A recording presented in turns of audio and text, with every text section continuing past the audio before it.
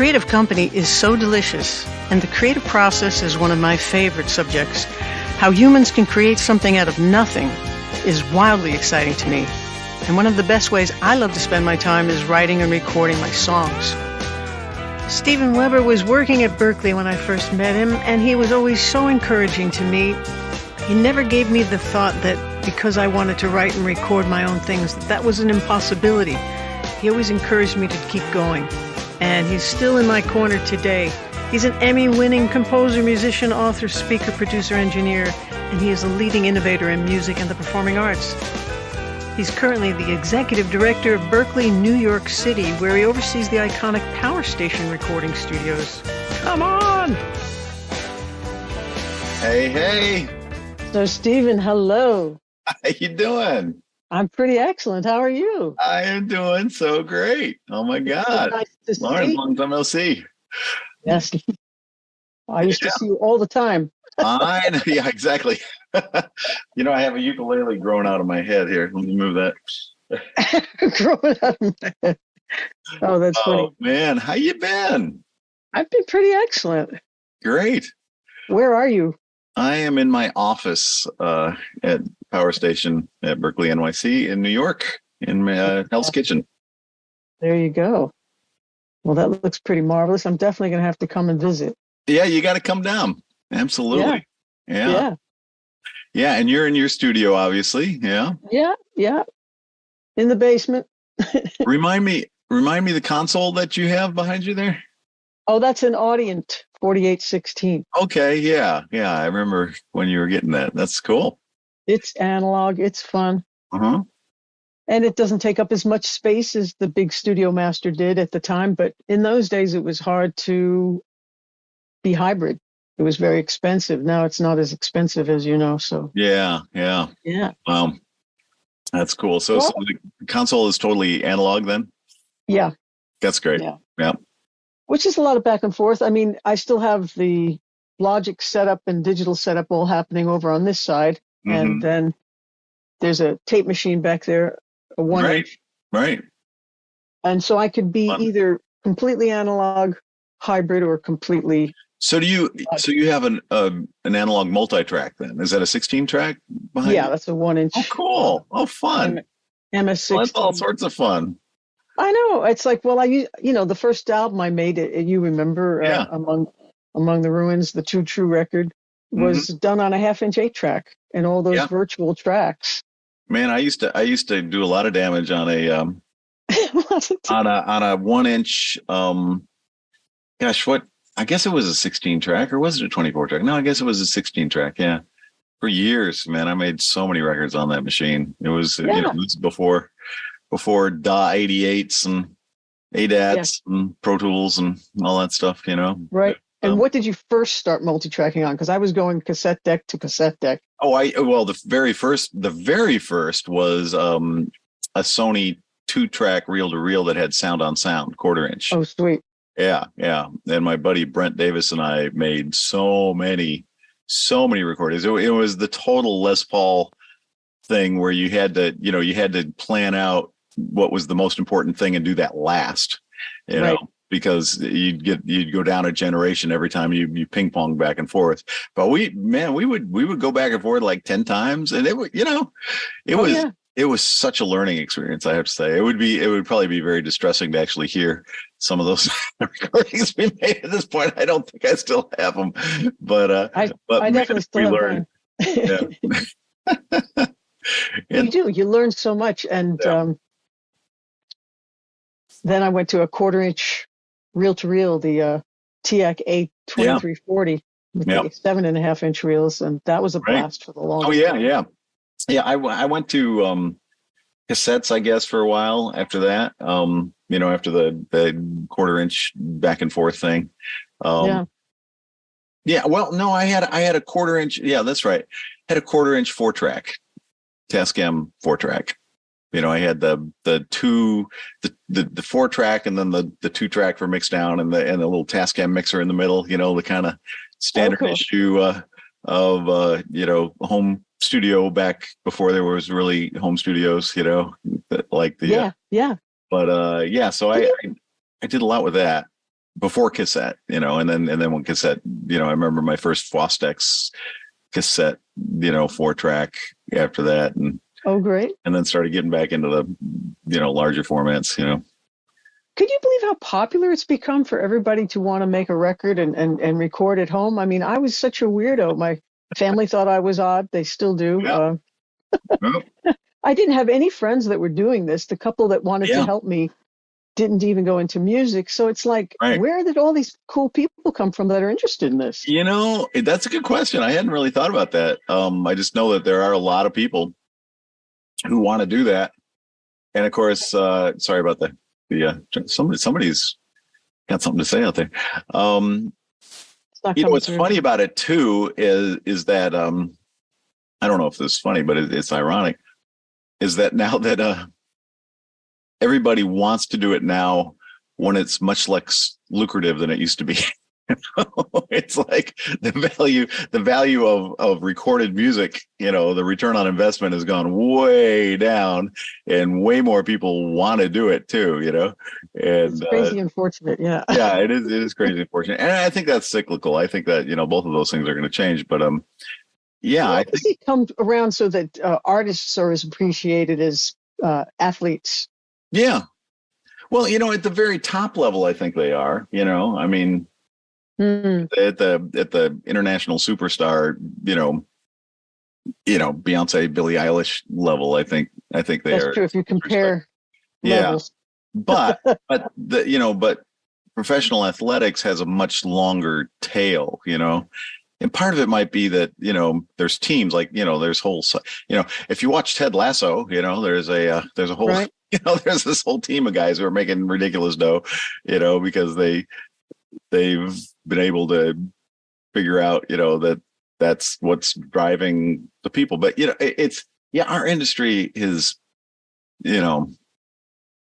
it's been plagued by bad leadership and frankly, just corruption, I mean, just absolute downright corruption. Yeah.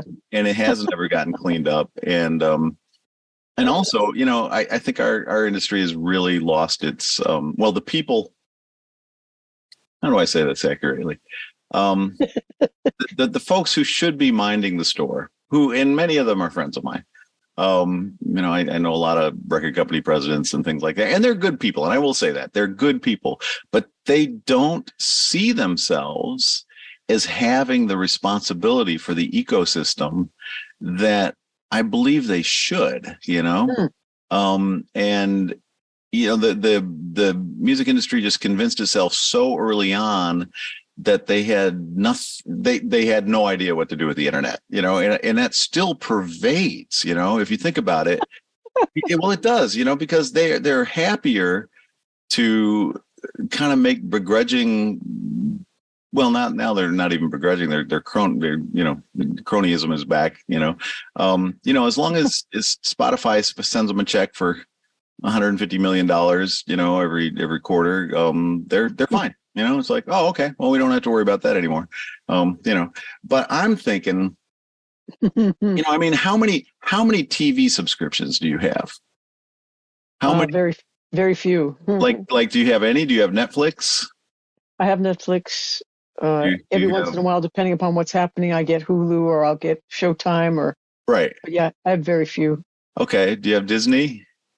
Once in a while, yeah. Okay. But see, here's the thing. I got Disney. The recording industry, if they had the confidence, or the recorded music distribution industry, I guess I should say, the labels, if they had the confidence that the makers of visual content had, then Universal would have their own streaming services, their own streaming service, and Warner would have their own streaming service, and EMI would have their own streaming service. And they would say, you want to listen to the Beatles? No, you can't get it on Netflix. No, you can't get it on Tidal. You got to subscribe to this. And, and that's what Disney did. They're just like, no, we're not going to be on Netflix anymore. We're not going to be on Hulu. You want Disney, you got to do this. And I don't even know how many streaming services I subscribe to. 5, 7, maybe. And I'm a musician, and I subscribe to one music streaming service and only pay them like $14.99 a month. I'm paying That's 10 a really times as good point. much for streaming Yeah, services, for really good visual point. content than I am for music, but I'm probably listening to music way more, So And, it and have just, you told them this? I'm sure you've had oh these yeah, oh yeah, discussions. we fight about it all the time. Again, they're friends of mine. They're good people. They're biding their time till retirement. They're making plenty of dough. The record companies have been decimated. There's, a third of, a quarter to a third of the people working there that were working there, in the 90s. Wow. And as long as they're making, their $1.5 million a year or whatever, they're fine. They're just like, they feel it's one of those things. I love the expression, they were born on third base and think they hit a triple, They're just, they just took over this thing. And why buck the system? Why change it? It would be a lot of trouble. It would be a lot of trouble to change it. But it makes me mad every time they say, oh, recorded music is back up to being a $60 billion a year industry. Forget that. It should be $1 trillion a year industry. If you think about how important it is to people, to our souls. Twitter sold for $44 billion. Come on. You're saying our whole industry is worth, just a little more than Twitter was. The entire industry, that's about the size of lipstick, not cosmetics, but lipstick, and think about what's more important in the culture, lipstick or music, um, This is what I've always loved about you, is that there's this artist side, a passionate creator who's also very smart, well, and knows how to have fun with the business, yeah. And so you merge these things, but you haven't forgotten any of those talents. You haven't forgotten any of those strengths, and you bring them all to everything that you're doing. Oh, shucks. Well, you do, man. I mean, what I love about you is that you're constantly creating, and you're just, getting better all the time. I love the stuff that you do. And every time I get I see that you've created something new, I can't wait to hear it. It's just like, oh man, what's Lauren come up with this time, And it's so important, I think, to live a creative life, if indeed that's what you're called to do, if you're a creator. Yeah. Yeah. Well, thank you. You were one of the very few people in the early days of Too True that was super encouraging and helped me keep going with that encouragement, because a lot of people were like, what are you doing? Like, you're not a professional recording engineer. You're not going to be, well, there's some people, even my uncle, one of my uncles had said, well, you got to decide now that you're 9 years old and you're singing and playing guitar. Which one are you going to do? Are you going to sing, or are you going to play? Wow. And you were the one that had said that I had a nice way of keeping the vision from like a tiny idea to the finished record. And I never even thought of it as several different hats and positions. And of course, I would love to work with all those different experts, and have them make something even more of one of my songs. But who has the opportunity to do that on a regular basis? Yeah.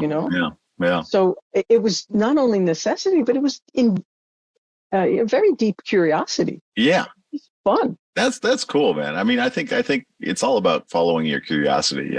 That's what's gonna create the I think what you're meant to create. And and some people aren't interested in the the technical side, and that's fine too. That's totally fine. Oh, sure.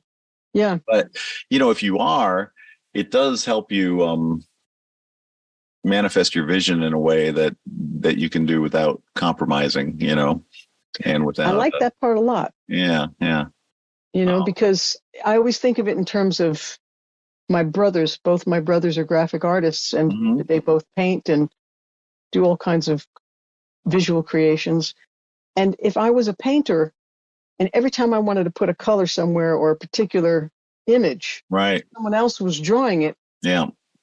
There's such a disconnect in trying to tell them what is in my head versus what I want to see. And I thought, why should there be that middle person? Right. especially if you love the gear, Yeah. Yeah. especially if you love playing with the toys. I mean, come on, you and I are both big old nerds, I mean, it's just, that's part of the fun, is getting into Absolutely. the specs and plugging everything in and making sure it works and troubleshooting and, and all that kind of stuff. It's fun, it's fun.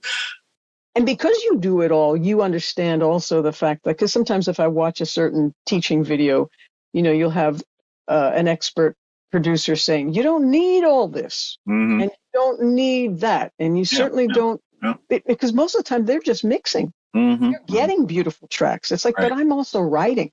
I have to be able to reach everything. I have to get to the guitars and the piano and the drums because sometimes I'm the whole band. Yeah.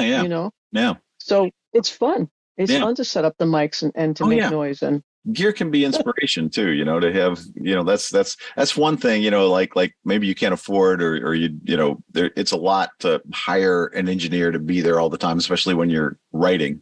But, if you think about it, if you buy like, an LA3A or you buy an EQ or a compressor or something like that, all those engineers have done all the work ahead of time and they've gone here, now you can have this and just, it's like I was here. I mean, back in the early days, in the 50s and 60s, if you wanted to have a recording studio, the first thing you had to do is hire engineers to build a console for you. There was no such thing as console manufacturers. It was like, wow. they would build them, and that's where all those companies, came from. UA and but it was. I didn't realize. So now we can, now we don't have to huddle with the engineers just to get them to build a console or a compressor or a microphone or something like that. But you've actually been building professional rooms too. Oh yeah. I love doing that. That's a lot of fun. I really enjoy that. Wow. I'm getting to do that some right now. We're building a new studio / classroom down on the lower level here at Power Station, and so I got to flex that muscle a little bit again, just to get the acoustic treatment there, and we're putting in one of those new SSL. Is it Odyssey? Is that what they call it? Maybe it's not the Odyssey, something like that. Anyway, it's their new like $50,000 console that is all analog, which at this point I feel like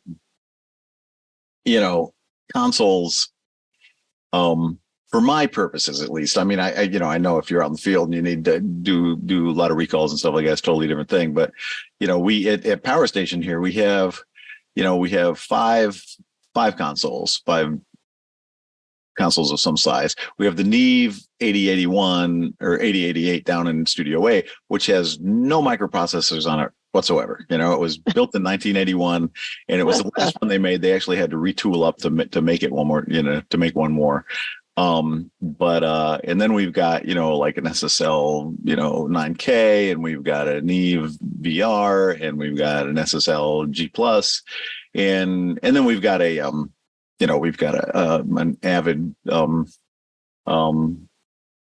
in the other room, the S5, I guess, or S6, which is of course entirely digital. But right now, any console I would buy today, I would buy a 100% analog console, because, the minute you put a microprocessor with software on it into something, you're dooming it to obsolescence in 18 months. And to put that into something that costs $500,000, is lunacy. Yeah. I mean, unless you just are made of dough, but all these consoles I named, we're keeping them running. They've been obsolete, quote unquote, for decades, but the clients still love them. And, the VR and the 9K, we have entire other consoles in storage, like having a Chevy in your backyard up on blocks. It's like we got them for parts, because if any of the IC chips go out, you can't buy those things. I mean, you got to pull them off another console. So it's pretty crazy. I feel like that stuff should come back. I mean, I've written to Tascam a few times. There are so many of my students that would love to play with a tape machine. Yeah, it's like you're missing out, even just the market at Berkeley alone. Mm-hmm, mm-hmm. And I have 2 channels of a Neve VR. Mm-hmm. and it's just fantastic. But I've got the 1073, and then I've got some fake 1073s. I have Yeah. the Portico, Oh, nice. the NBP, and the 2-channel, and I have trouble telling the difference between the Portico 2 recording channel, the Neve VR, and the 1073s. I mean, they're very, very similar. Interesting. Yeah. Yeah. It's like, okay, so what else could I do with money? Well, it's a good thing you got all three then. So, well, that was the thing. Like, you started to sound like you were going to say before. It's like I could pay all these people once, or I could buy the gear and have it for right. my Yep. whole life. Sure. So I've always preferred the gear. Yeah. Yeah. Yeah. It's interesting. I do have friends. Well, I've had, a couple thoughts on that are just random thoughts. I have a couple friends who are wealthy, who have, who I've designed studios for over the years. And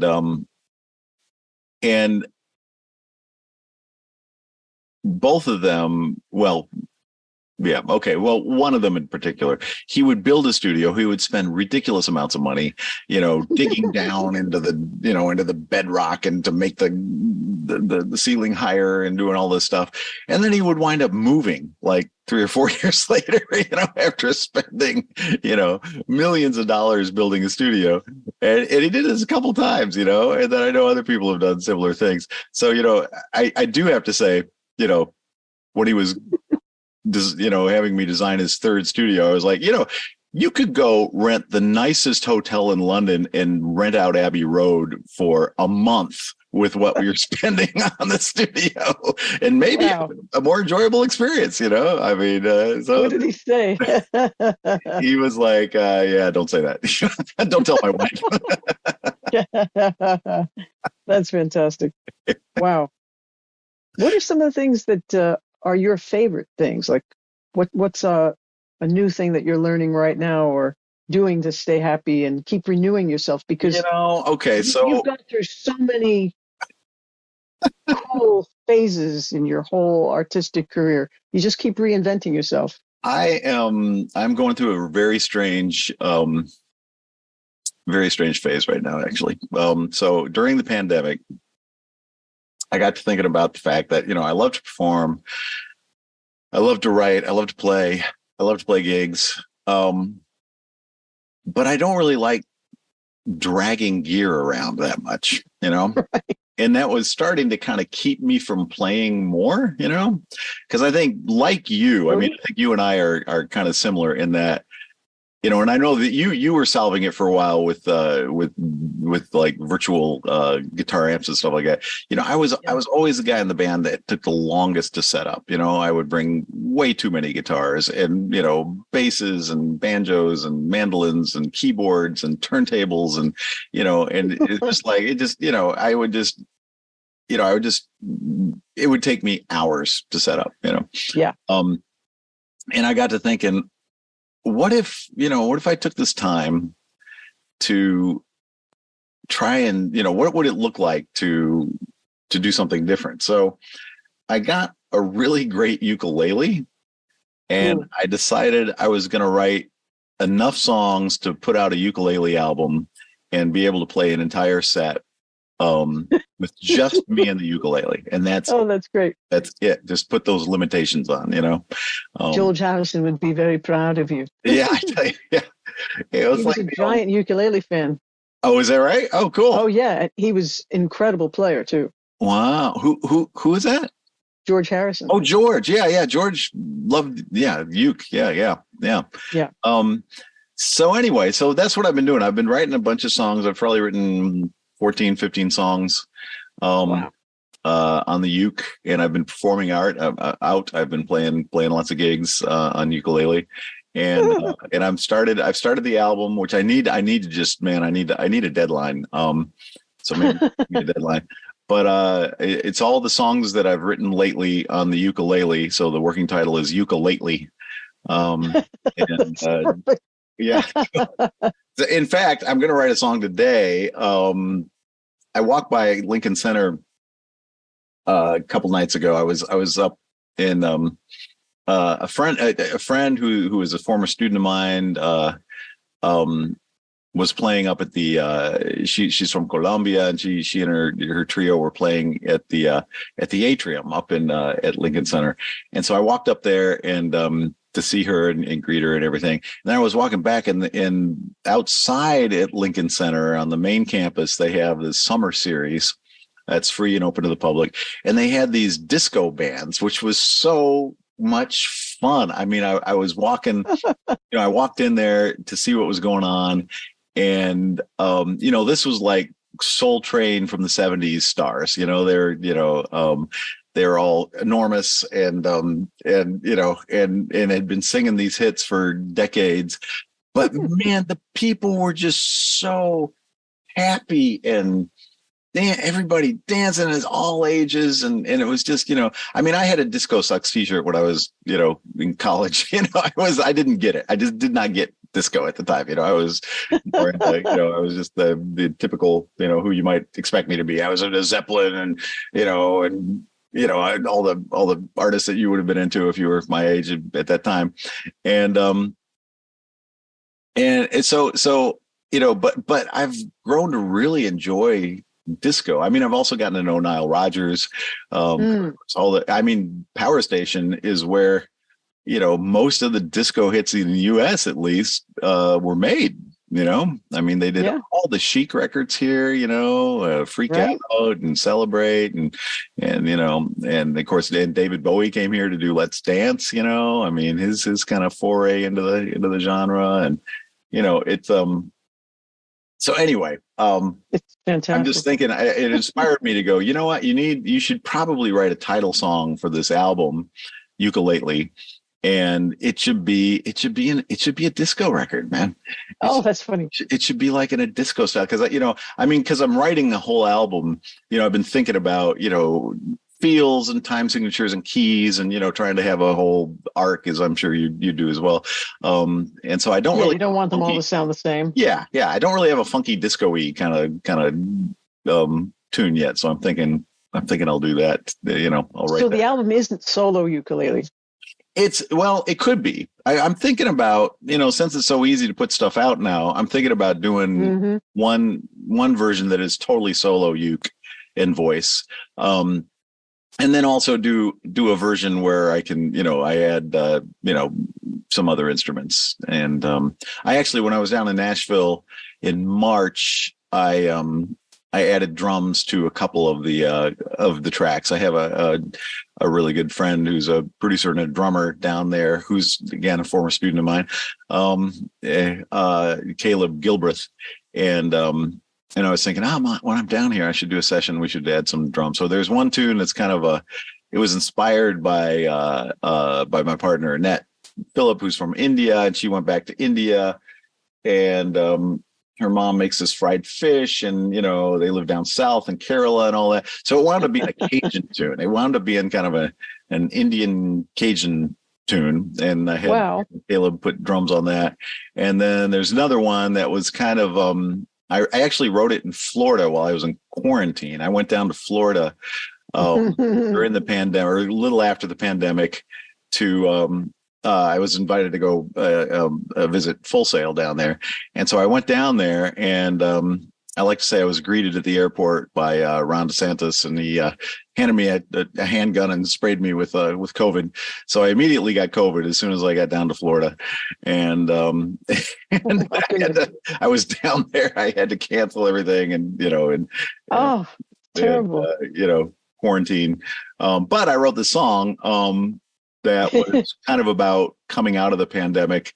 And the inspiration for that one was kind of, Down in the Corner by Creedence, just kind of a celebration of just life and, music.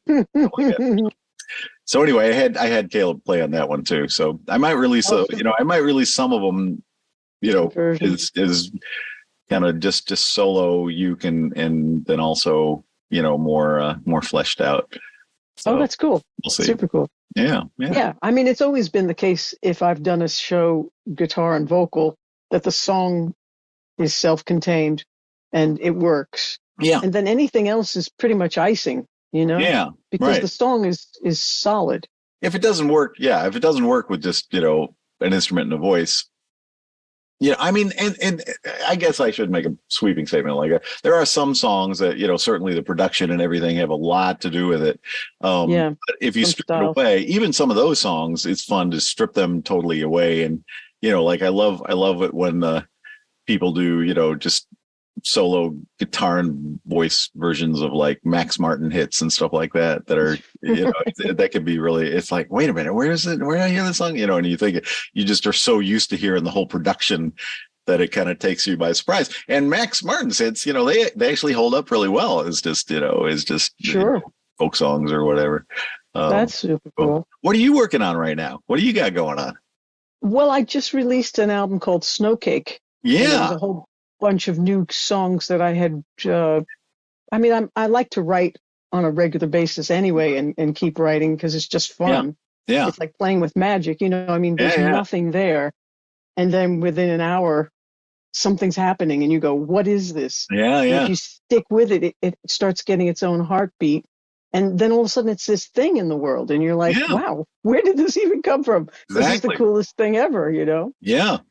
So there's a song on I think it was the previous record, or was it on this one, called Seasonal Blues. I think it was on the last one. Oh, interesting. Okay. But that was written during the pandemic because it was like, you can't go anywhere for the holidays or whatever. So it was a fun one to do. Right. Oh, interesting. Yeah.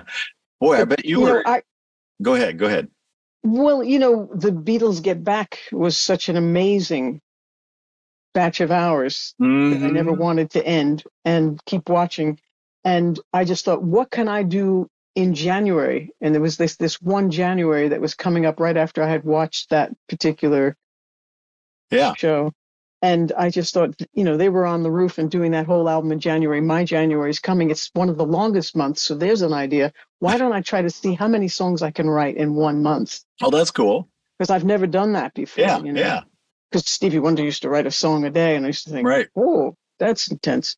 But I ended up with 23 songs or something. Oh, that's great.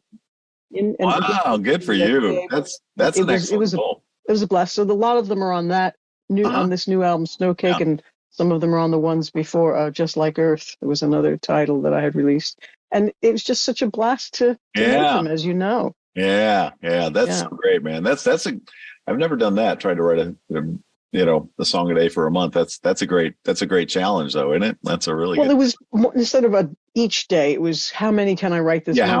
How many? Yeah. So you can start a whole bunch of them at once and kind of have them all growing at different, you could, and water each one, right. When you feel. But I liked that there was no pressure then, in a sense, because it was like, it's a big month, 31 days. Yeah, right. If I missed a couple of days, there's still the potential of having more this month than in February. Than any other month. Yeah. How many songs do you think you've written over your career, that you've brought to at least the kind of fleshed out work tape stage or demos? Oh, that are actually released? They're not released, but no, just recorded at least, Well, I don't have masters hanging around. I mean, since everything went digital and we could upload stuff quickly, that was a nice, inexpensive way to just start getting things out everywhere. Because I used to have 2 national distributors and a radio promoter and a publicist and all that stuff. And, you don't really need any of that much anymore. So the amount of songs that are out there are quite a few. I think I've probably written over 400 songs in my life, and only maybe half of them are out in the world. Okay, so a couple hundred? Yeah. Yeah, there's definitely a lot to get to and a lot that are already out there. And I'm always writing more. So I might start a list and say, okay, these 10 are going to be on the next one. But it turns out so often that they get swapped out because something else. Sure. Yeah, something else will come. Yeah. No, I hear you. Yeah. Wow, that's great. Well, that's you. I mean, you must have a ton of stuff too. Oh, and in all different styles, because you do classical, turntable, and it's a guitar. It's true. I did ukulele. Right. Yeah. Actually, I'm. And all the more reason. I got to get this ukulele. I got to get this ukulele record out because I actually kind of want to get back to other things, and I'm kind of making myself not do it until I get this, this project done.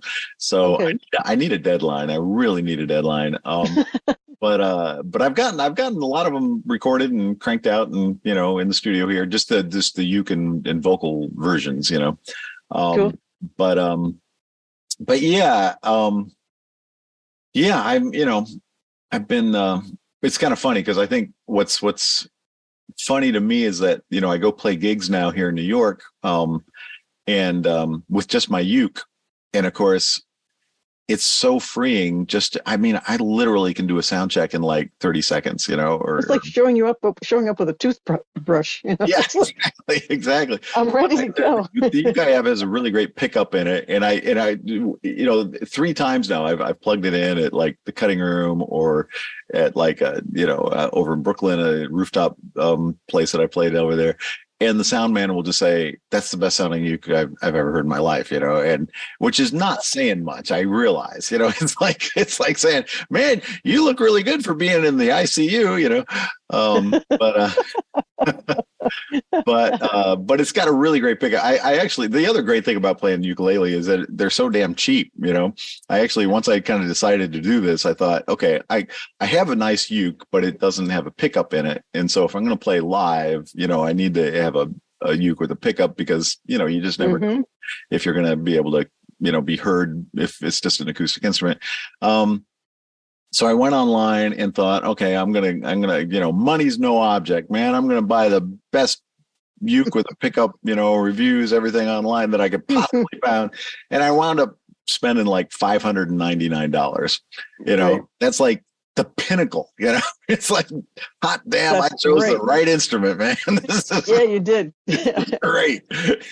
I know. I had Sandra Cott come over to play violin once a bunch of years ago, and she came in carrying a bag of things, and she had her violin. And I reached for the violin to help her get up the staircase we were going to, and she went, "Oh no, no, no one else carries this." Yeah, it's probably $250,000. Oh my it's God, paid off, and my house is not. My and God. No one else carries this. Yeah. I was like, I'm so glad I play guitar.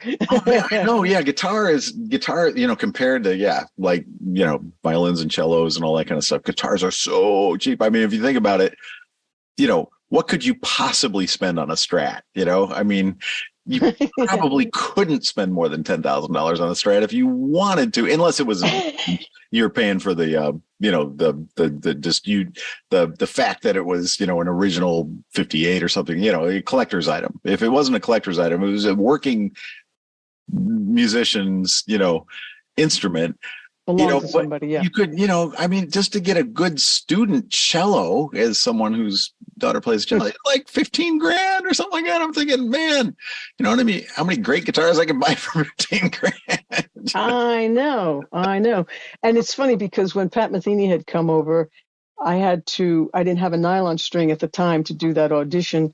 And he said, I rented one. He's like, you got to have a nylon string and a steel string. And we just kept swapping back and forth, playing different songs of his. Oh, cool.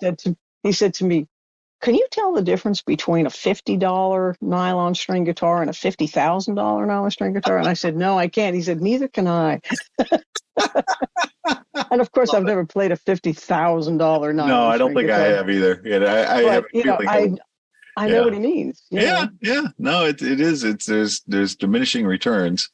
And I guess Fender came out with that paint job of George Harrison's, right? They wanted to reproduce the Rocky Strat, the colored one that George painted for Magical Mystery Tour. Oh, interesting. And that was probably about 20 years ago when it first came out as like a custom shop special. Here's the Rocky Strat. And they wanted $7,000 for what was his own self-done paint job. And I thought, he painted it himself with his wife's nail polish and a couple of Day-Glo paints. I can do that, Exactly, yeah. So that's what I did. I started. Oh, that's great. I love that. I painted. Yeah. Did you ever see that picture? No, let me see it. I want to see it. This was my off-white Strat that I got when I was 14 years old. Man, I love that. Graduating. That's so great. Graduating from grammar school is like, what do you want? 10-speed bike? All your friends are getting a 10-speed bike. It's like, no, I want a Fender Strat. Yeah. That's great. My Fender Strat from 74. And so wow. I started with his idea, but I went a little crazier. Yeah. No, that's great. You got to customize it and make it your own, man. It is. It's the El Paso model there. The El Paso, I love it. And you know how the nut width makes such a difference for Yeah. guitarist players because, this is only Right. so big, Yeah. this width here. It's got to fit. And by the time you get up the neck, it's completely out of hand if you're too wide. My limit is usually 1 11/16 if I really want to be able to play that instrument. Oh, interesting. Yeah, yeah. And I have a few that are a little bigger, but, I don't play them as much or use them for everything. But this one is 1 6/16. Oh, no kidding. Tiniest nut on a Strat I have ever seen. Wow, how cool. Ever come across. Yeah, so it's pretty cool. And that's it's great. super light. And I've always loved it. Man, I love written a lot of songs on it. I spent 10 years, but the 10 years that I was touring all the time and, playing, 6 to 10 gigs a week, I was still playing a Les Paul that weighed 14 pounds. And, oh my God. I know it was so heavy. I finally started switching off with the Strat, and I remember just, playing my bandmate Strat and just going, holy cow, this is so light. What am I doing? What the heck am I doing here? So it was like suffer to be a musician. I know, man. It was I'd be getting these super thick, straps just to spread the pain across my back a little bit more. Yeah, there are a couple that do both, and you can kind of distribute the weight. Yeah. But I still have my old Les Paul. It's a 71 Les Paul Deluxe, Sunburst, which is... You could put it on one of those stands that just has it up at the right height. Yeah, you could. Up behind it. Yeah, you could. That's true. And that's keep true. the other one on that's light. Yeah. I use it for slide now mostly. I display slide on it. So it's a color guitar. But I'm thinking about I could use some advice actually. I want to buy. I've got right over here. I've got my 63 Strat that has been totally Frankenstein. It's got it had already been kind of Frankenstein when I bought it. I bought it at the Dallas Guitar Show probably 30 years ago or something. And it's got EMG pickups on it. It's got, it's not gonna sell as a collector's item or anything like that, but it's lovely and it's very light and I love it and I love the neck and all that. But I'm thinking I should get a modern, just fabulous Stratocaster, and it doesn't have to be a Fender. It doesn't have to be an actual Strat. It could be one of these, boutique-y ones. And I've played some boutique-y ones, in different places. Right.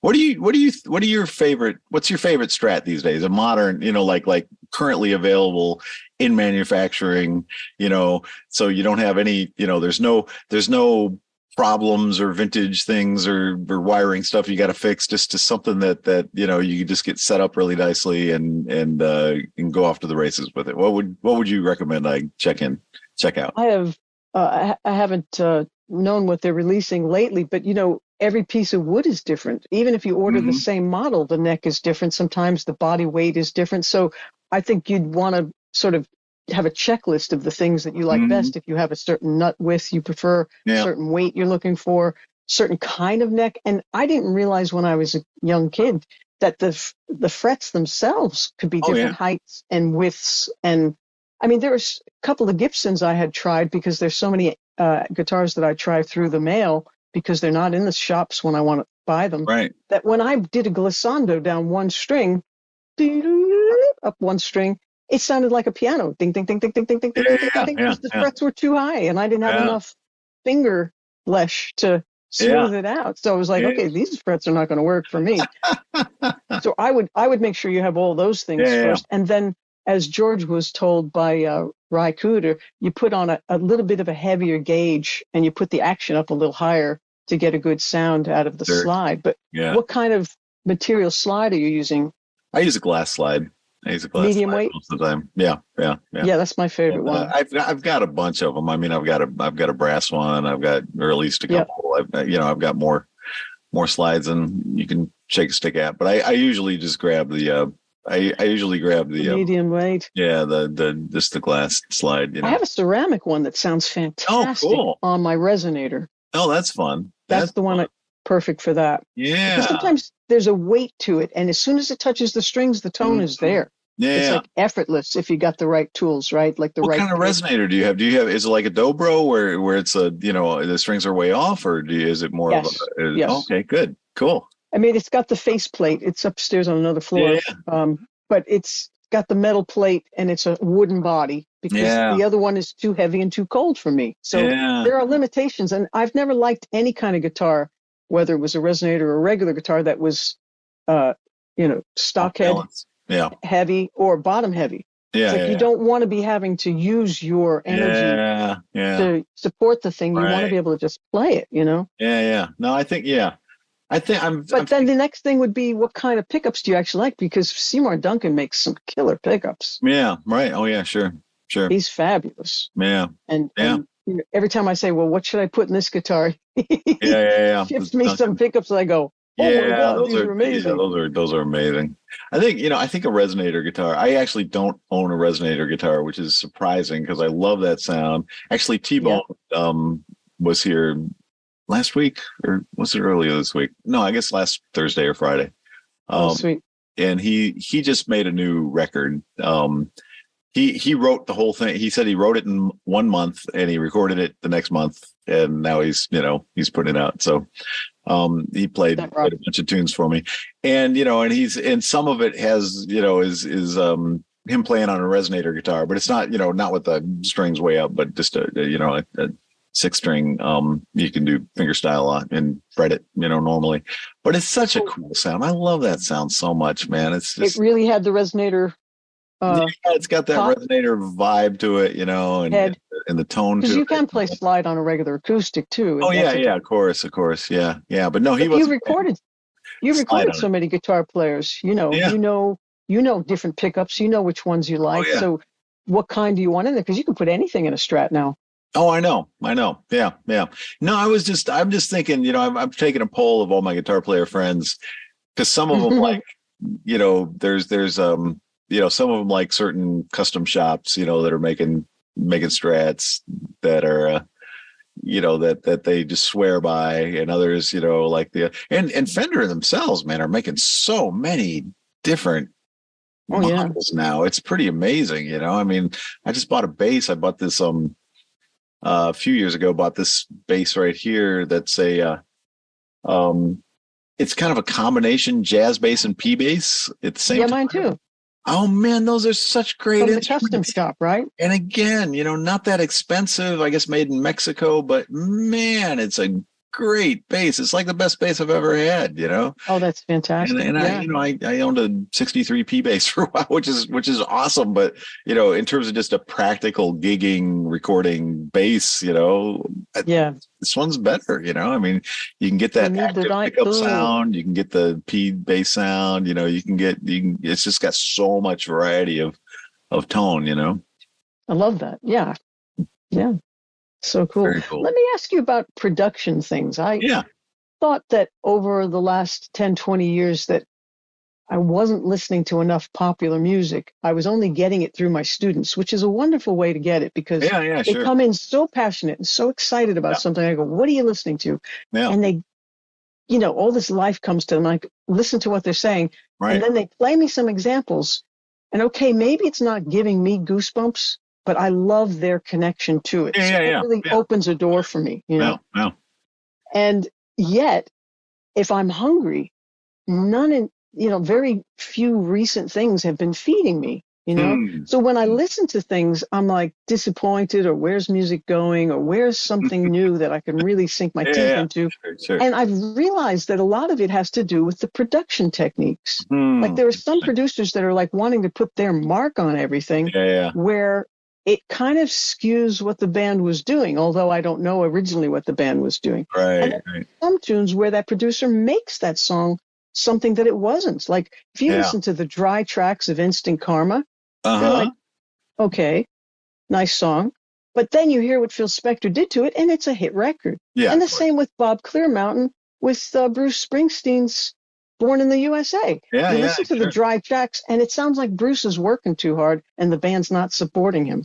As soon as Bob gets a hold of it and gives it that killer snare, Yeah. it like comes to life. Yeah. But some of Absolutely. these other tunes aren't doing it. So what happened was some older tunes came on my playlist, and all of a sudden I was like in tears going, wow, because it was real instruments, real musicians, real players, real songs, real Right. beautiful harmony, fantastic chords. I was like, oh, oh, right. Like Yeah. Yeah.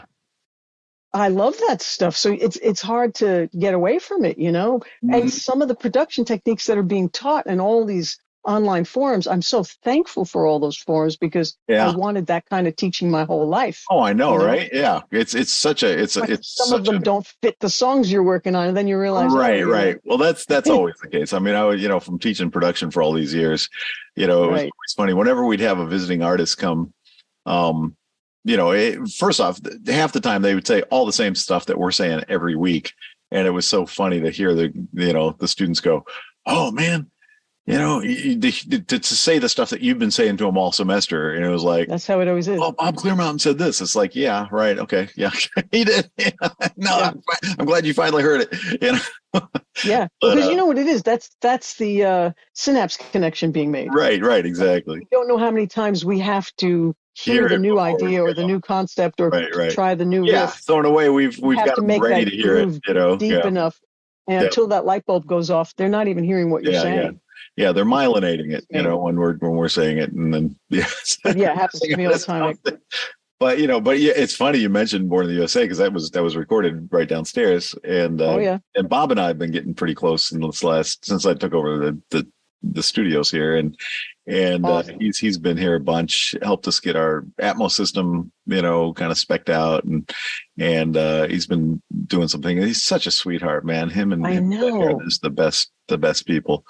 But yeah, you're right, man. I mean, it's Bruce is just on 10, all the time, and his, and that's how he You can't does it. overplay a guitar, otherwise it sounds terrible, like rubber bands, like there's string. Yeah. But you have But to bring in that. yeah, the band has to rise to the level that to reach what he's doing. That's so interesting.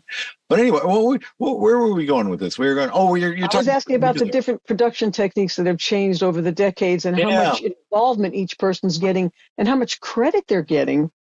Like a lot of them are vying for like, we're also the co-songwriter, and there's like 9 Well, people getting credits on a song. yeah, I mean that's one of the main thing that's changed is and we have a master's program here in songwriting and production that we put up, and my concept from the beginning was let's represent how most songs are written today, which is not that somebody goes off by themselves By like committee. like you and I. Yeah, but that almost sounds pejorative when you say it. It's not. It's if you want to be a songwriter today and you want to be successful, you need to know how to collaborate, and you're going to be in a room with a beat maker and a producer and a top line writer and the artist, and you need to be able to know how to compromise. You need to be able to know how to contribute, how to find what's needed, and all that. So we built and it's not like it's 50% of the industry now in terms of popular music written that way. It's like 99.9%. It's like That's the problem. Well, I disagree. I don't think it's a problem. Well, it could be either way, right? Because it could be too many cooks spoil the broth, and it could be the greatest thing you've ever heard. But it depends on the team. It does. Totally depends on like it always has. And how ready they are, and also and how well they complement each other. What's that? How well they complement each other? Can they all move into a direction like a film corporation, not a corporation, but I mean a film team? When you see all the credits at the end of a film, it's incredible that they can keep that vision. Yeah, it is. Hundreds of people.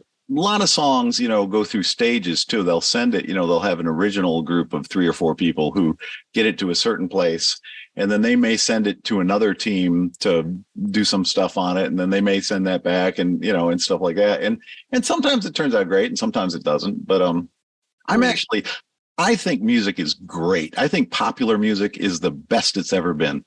I think pop music is the greatest genre Yeah, because yeah, it's all the styles, yeah, exactly. But you and I have both been around long enough to know that even, I remember even in the 70s, everybody said, "Oh man, music sucks now. Yeah. Music sucks. It's terrible, man. All this disco shit, it sucks, man."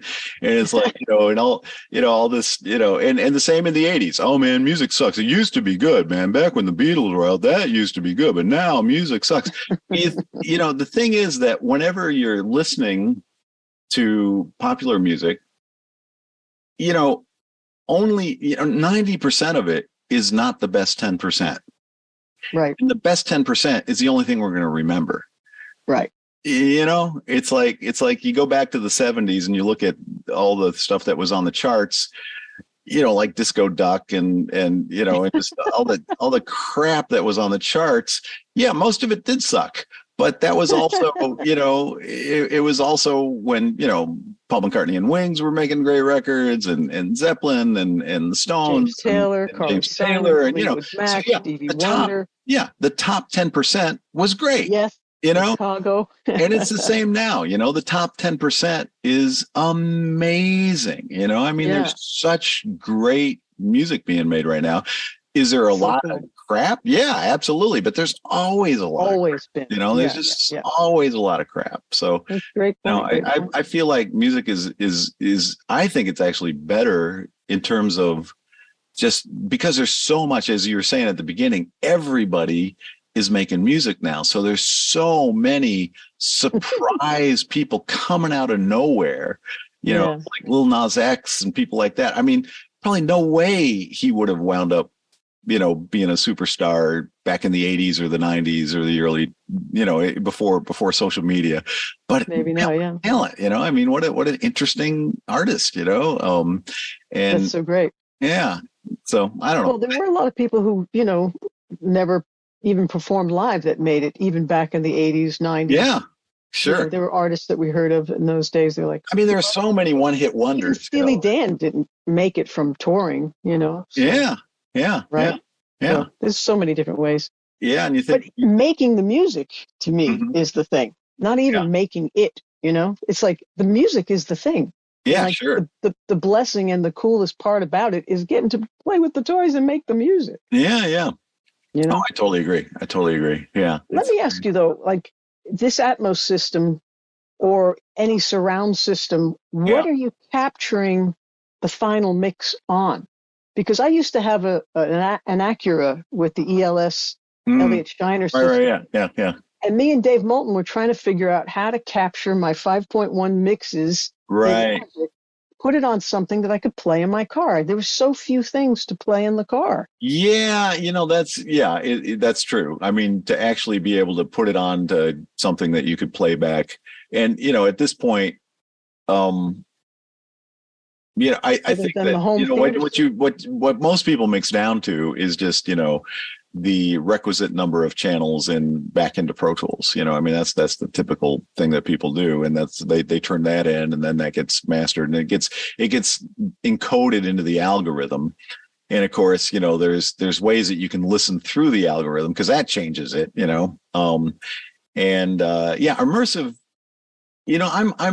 I love immersive stuff, man. We do, like tomorrow I'm producing a music video using the scammer right here, the Jaunt one, which has got 24 8K cameras built in, and nice. And we mix into the immersive formats for that. And actually, the new Apple Vision Pro coming out, we're excited that that's finally here because we've been anticipating that once Apple gets into the headset game, that's going to move things forward, because that's the best way to enjoy that stuff. You can watch it on your phone and you can watch it on your computer and scroll around and all that, but it's not the same as actually having one of these guys. But this is like the Quest 3, I guess, and it's we're shooting in super high res here, and it's very blurry by the time it gets into this, just because of the limitations of the playback device, you know.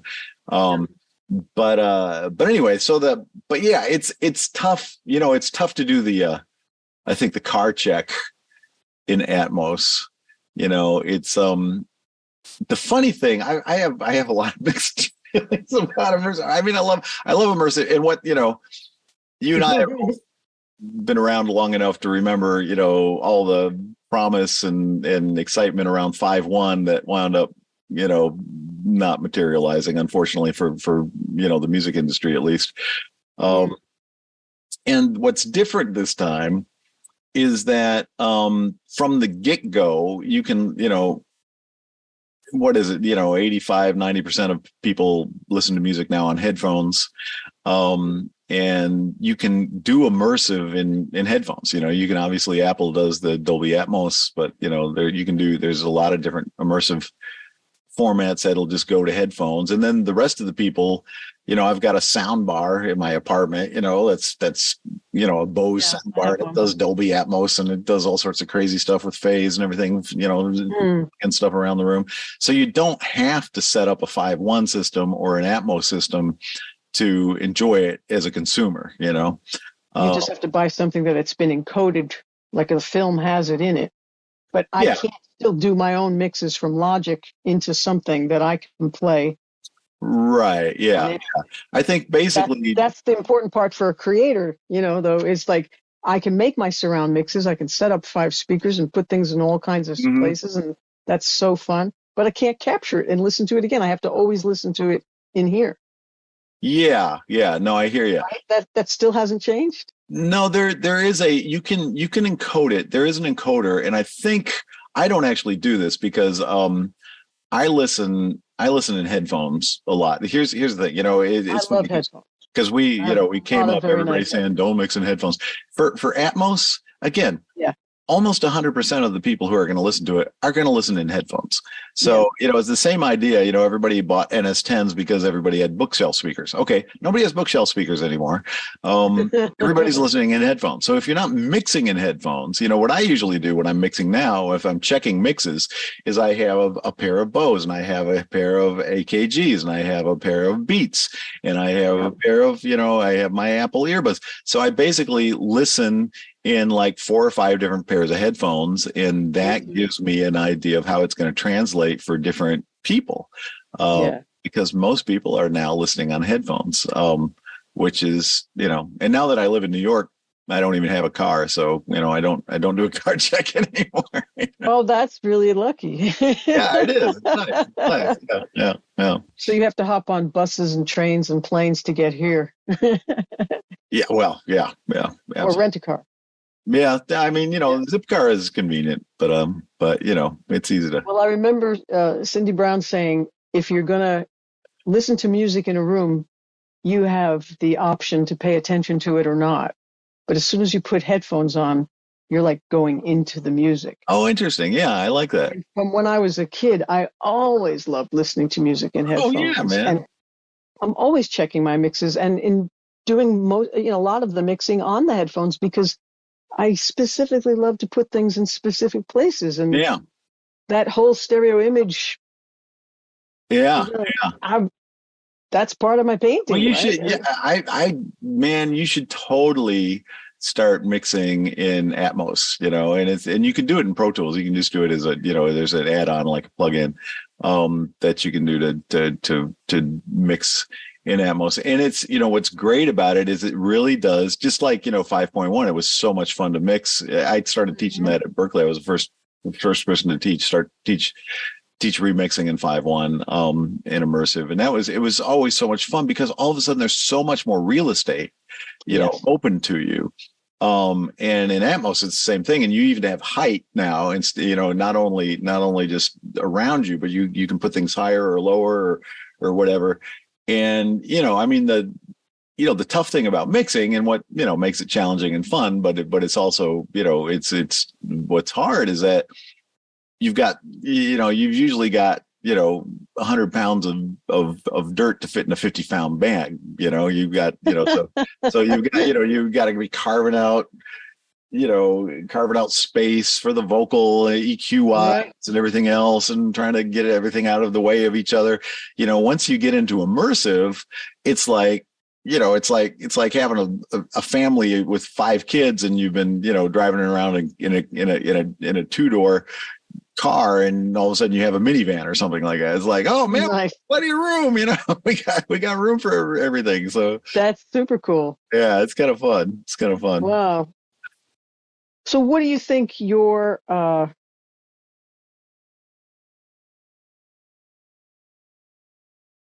secrets are, or your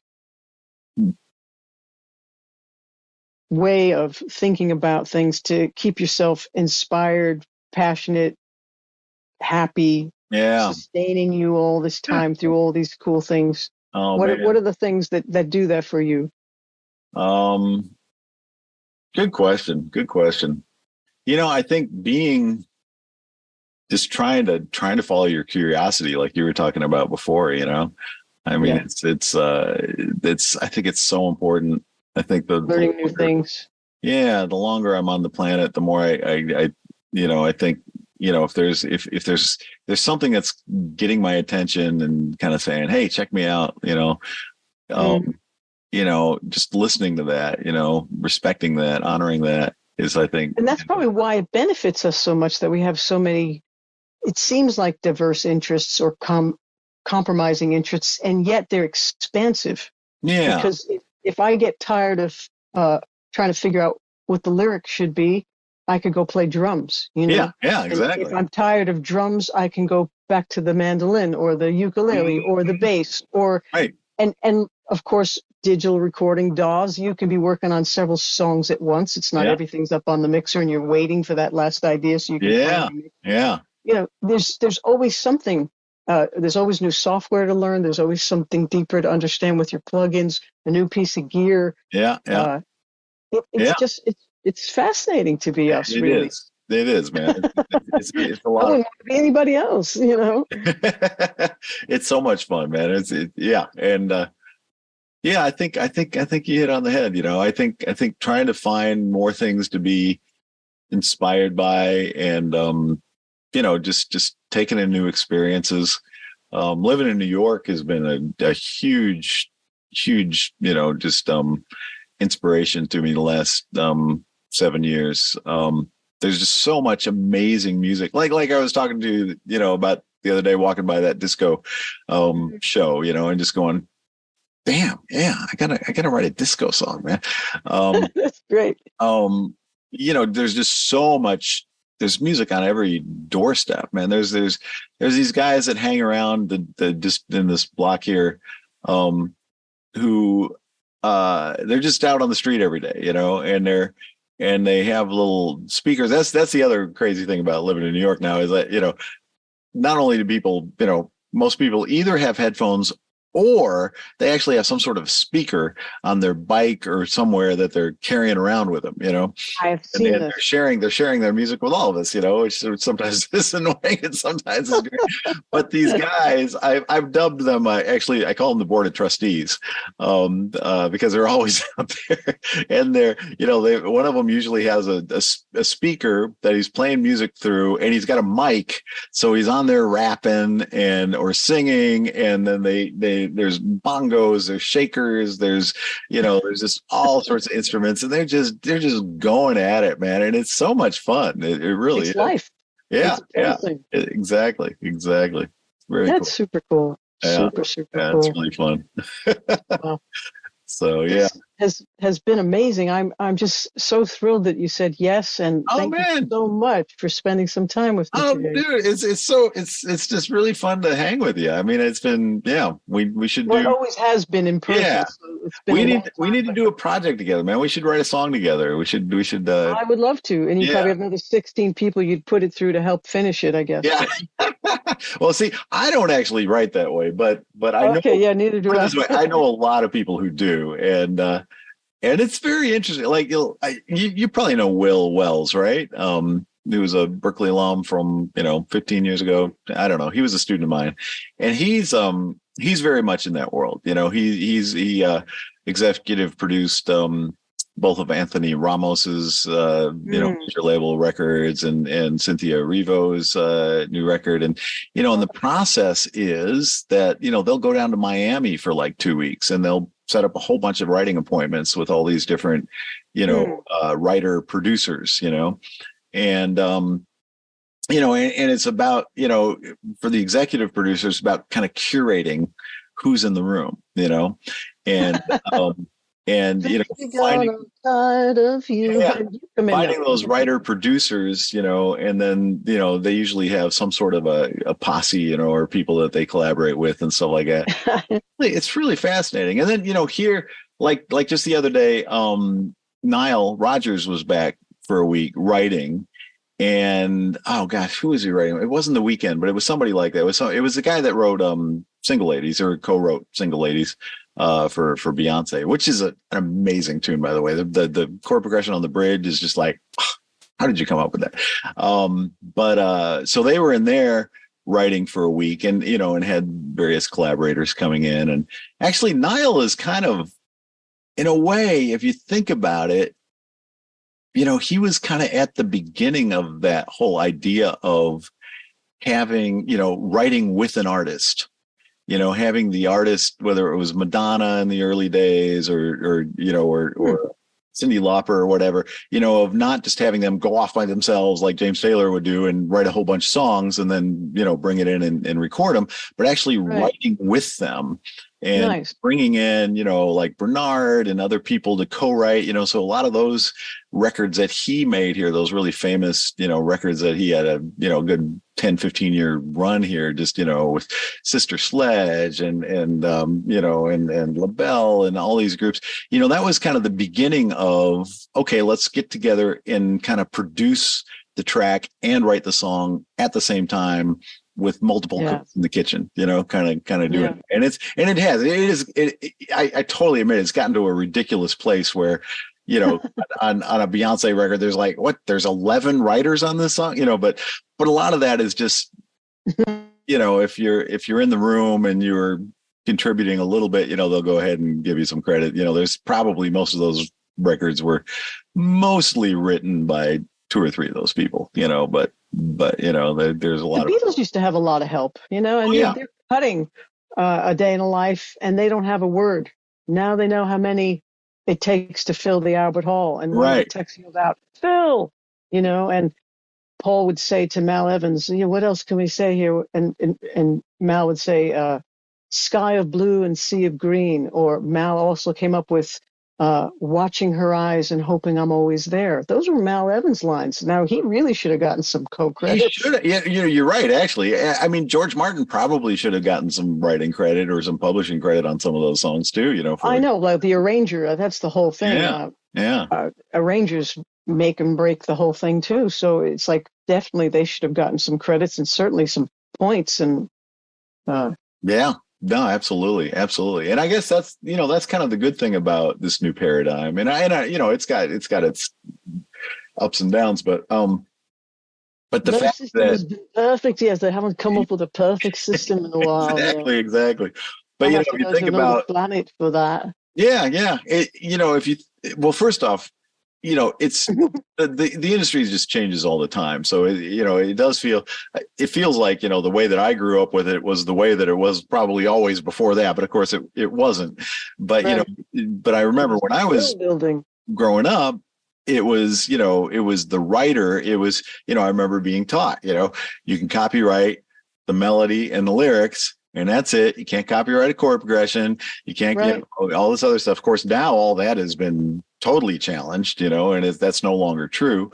But if you think about it, that's why, Bono and The Edge are super, super rich, and the other 2 band members don't get to participate in the songwriting. But, if you think about it, maybe they should, because they brought those songs in and they contributed their parts, and the drum parts and the bass parts are integral to the record and the success of the song. And today, if you're in the room and you're coming up with the drums and the bass, you're a producer, you're a co-writer, you are a co-writer. I mean, that's and I think that's really a good thing. I think that's actually, it's fair, Yeah, that's pretty helpful.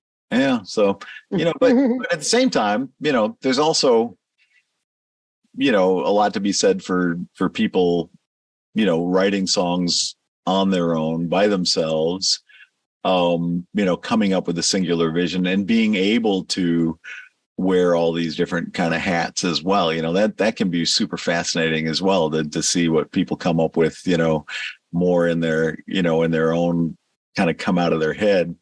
I kind of think of it like writing a novel. Writing short stories and novels has always been an art form where the technological bar is very low. You don't have to have a bunch of gear to do it. You could, right. If you had a typewriter, that was fine. And if you had just even a pen. A pen and paper, you could do it.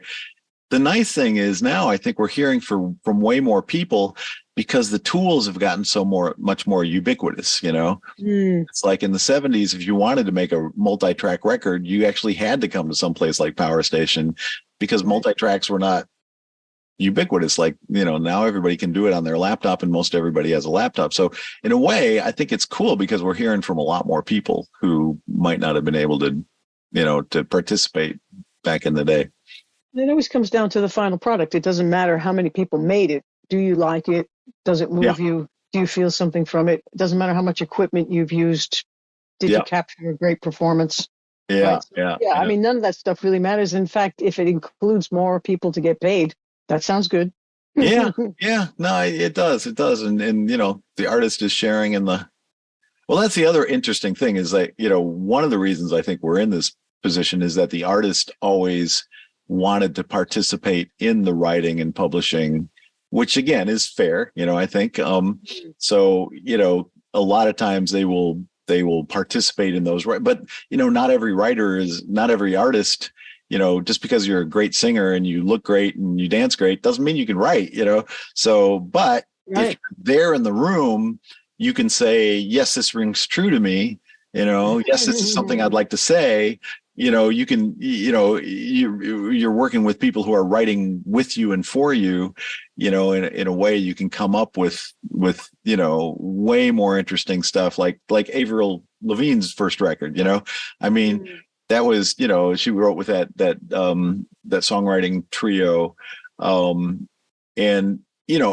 Those songs are so well crafted and 18, 19 years old or 17 or whatever she was, she never would have come up with songs as well crafted as she did. But because she was writing with these, veteran writers that, it was still able to be like Skater Boy and, stuff that would come out of a teenager's head. But, it was really well crafted and well produced and all that kind of stuff too. Super. Yeah. Anyway. Wow. What's a typical day like for you now in New York City? Oh my gosh. I don't know that I have a typical day. You're not bored, put it that way. Yeah, no, I'm not bored. I mean, my day gig takes a lot of time, so I'm running the campus down here and running the studios and, I've got a great staff, so that's good. So, this last week I've been hiring new people, which is always exciting. And that's really great. And, we have, it never gets old, the studio part.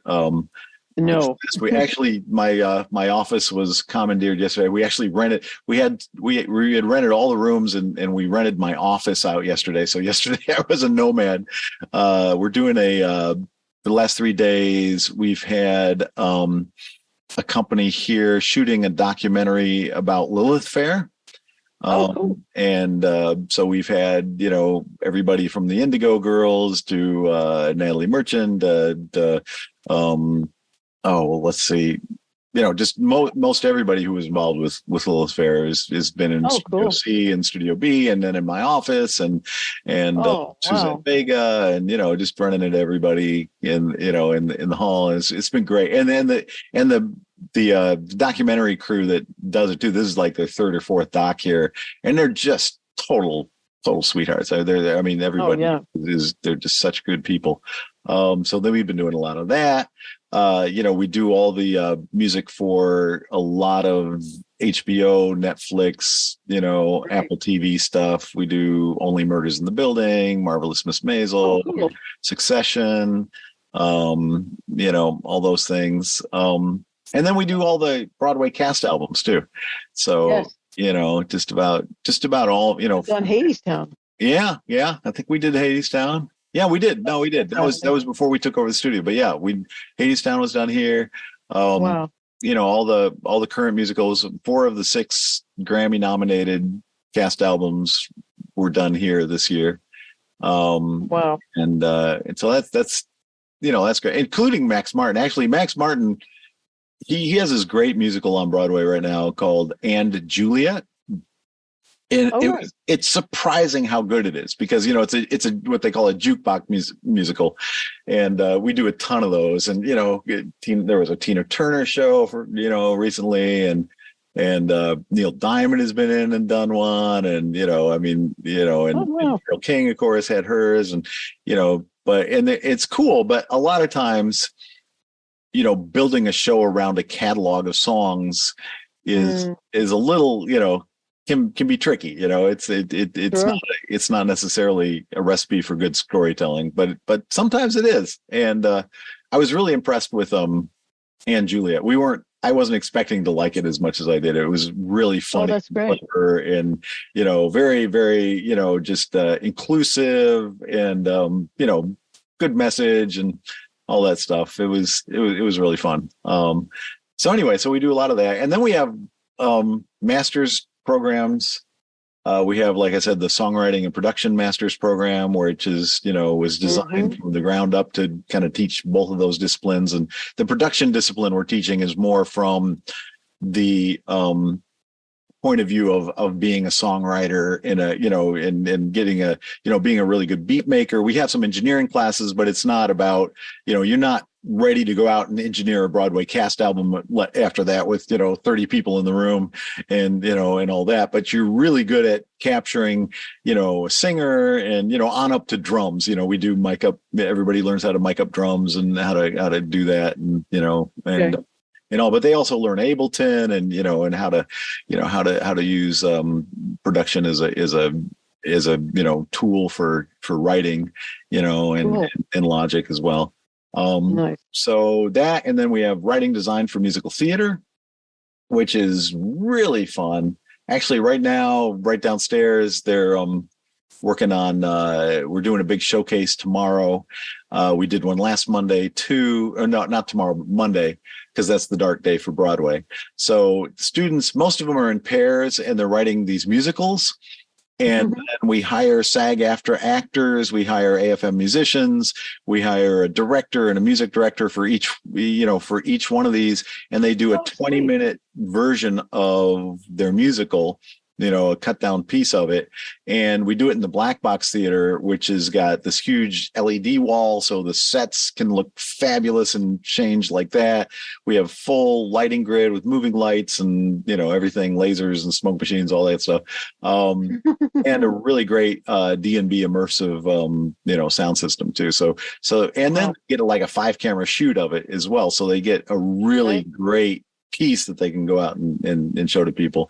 And then the third masters we have is live music production and design. So it's studying, learning all about live sound, screens, projection mapping, lighting systems, immersive audio systems, just all the stuff that that's the big growth industry right now in terms of music is live, obviously, and that's and the technology there has changed so radically in the last 10 years that when I first got here and I was talking to, everybody about, what does the industry need right now? Almost everybody from, I talked with a bunch of, like the head of production, Broadway production for Disney and folks at Live Nation and just all over the place. And everybody was like, man, technology has changed so much in the live music arena now, and nobody's been trained at that, so we're just having to kind of hire people and get them to figure it out, because the systems have changed so much, in the last 10 years. And so we're tackling that, taking that as a challenge to try to get current skill sets up, among our students, so they know it's possible, and also just to be able to be comfortable to express ourselves artistically, with projection mapping and LED walls and all the immersive capabilities that you have now. So that's a lot of fun too. Yeah. Oh yeah. Well, you can't get bored there. Yeah. Yeah, that's for sure. But anyway, so Monday, the writing design for musical theater students are presenting their work, and we've invited tons of folks from the industry. We do 2 shows, and one at 2:00 and one at 7:00, and they're both sold out. And then we live stream them, and we had another like 100 people on the live streams last week. And this is without even advertising the live streams. We can't actually advertise the live streams because it's SAG-AFTRA actors. So it's not like for public broadcast, but you can share it with industry people and mom and dad and all that kind of stuff. So nice. And there's a podcast or something going on too, right? Well, we did a podcast for a while now. We're doing we have a TV show, isn't that quaint, yeah, exactly. Old technology. But we're doing a show in conjunction with the Mayor's Office for Media and Entertainment. Their media arm is called NYC Media. And so we're part of it. So, when we first got this whole thing up and running, we put together this public-private nonprofit partnership. And the city themselves got involved, and they actually were great and provided some funding and all that. And one of our deliverables to them is 12 episodes per year of some sort of quality content, surrounding music. Oh. And so what they asked us to do, we'd been doing this podcast called I think the Power Station podcast. And they said, we'd like for you to do that. And we'll call it Inside Power Station at Berkeley NYC. So that's what we're doing. So we have we're into the second season right now. The second episode just went up, or was just broadcast. They actually show it on NYC Life, this channel 22 here in New York, and it goes out to everybody in New York and New Jersey, like 22 million homes. But then they also post it afterwards online, and it's been just a hoot, man. We've had all these folks from that have been involved with the studio in various ways.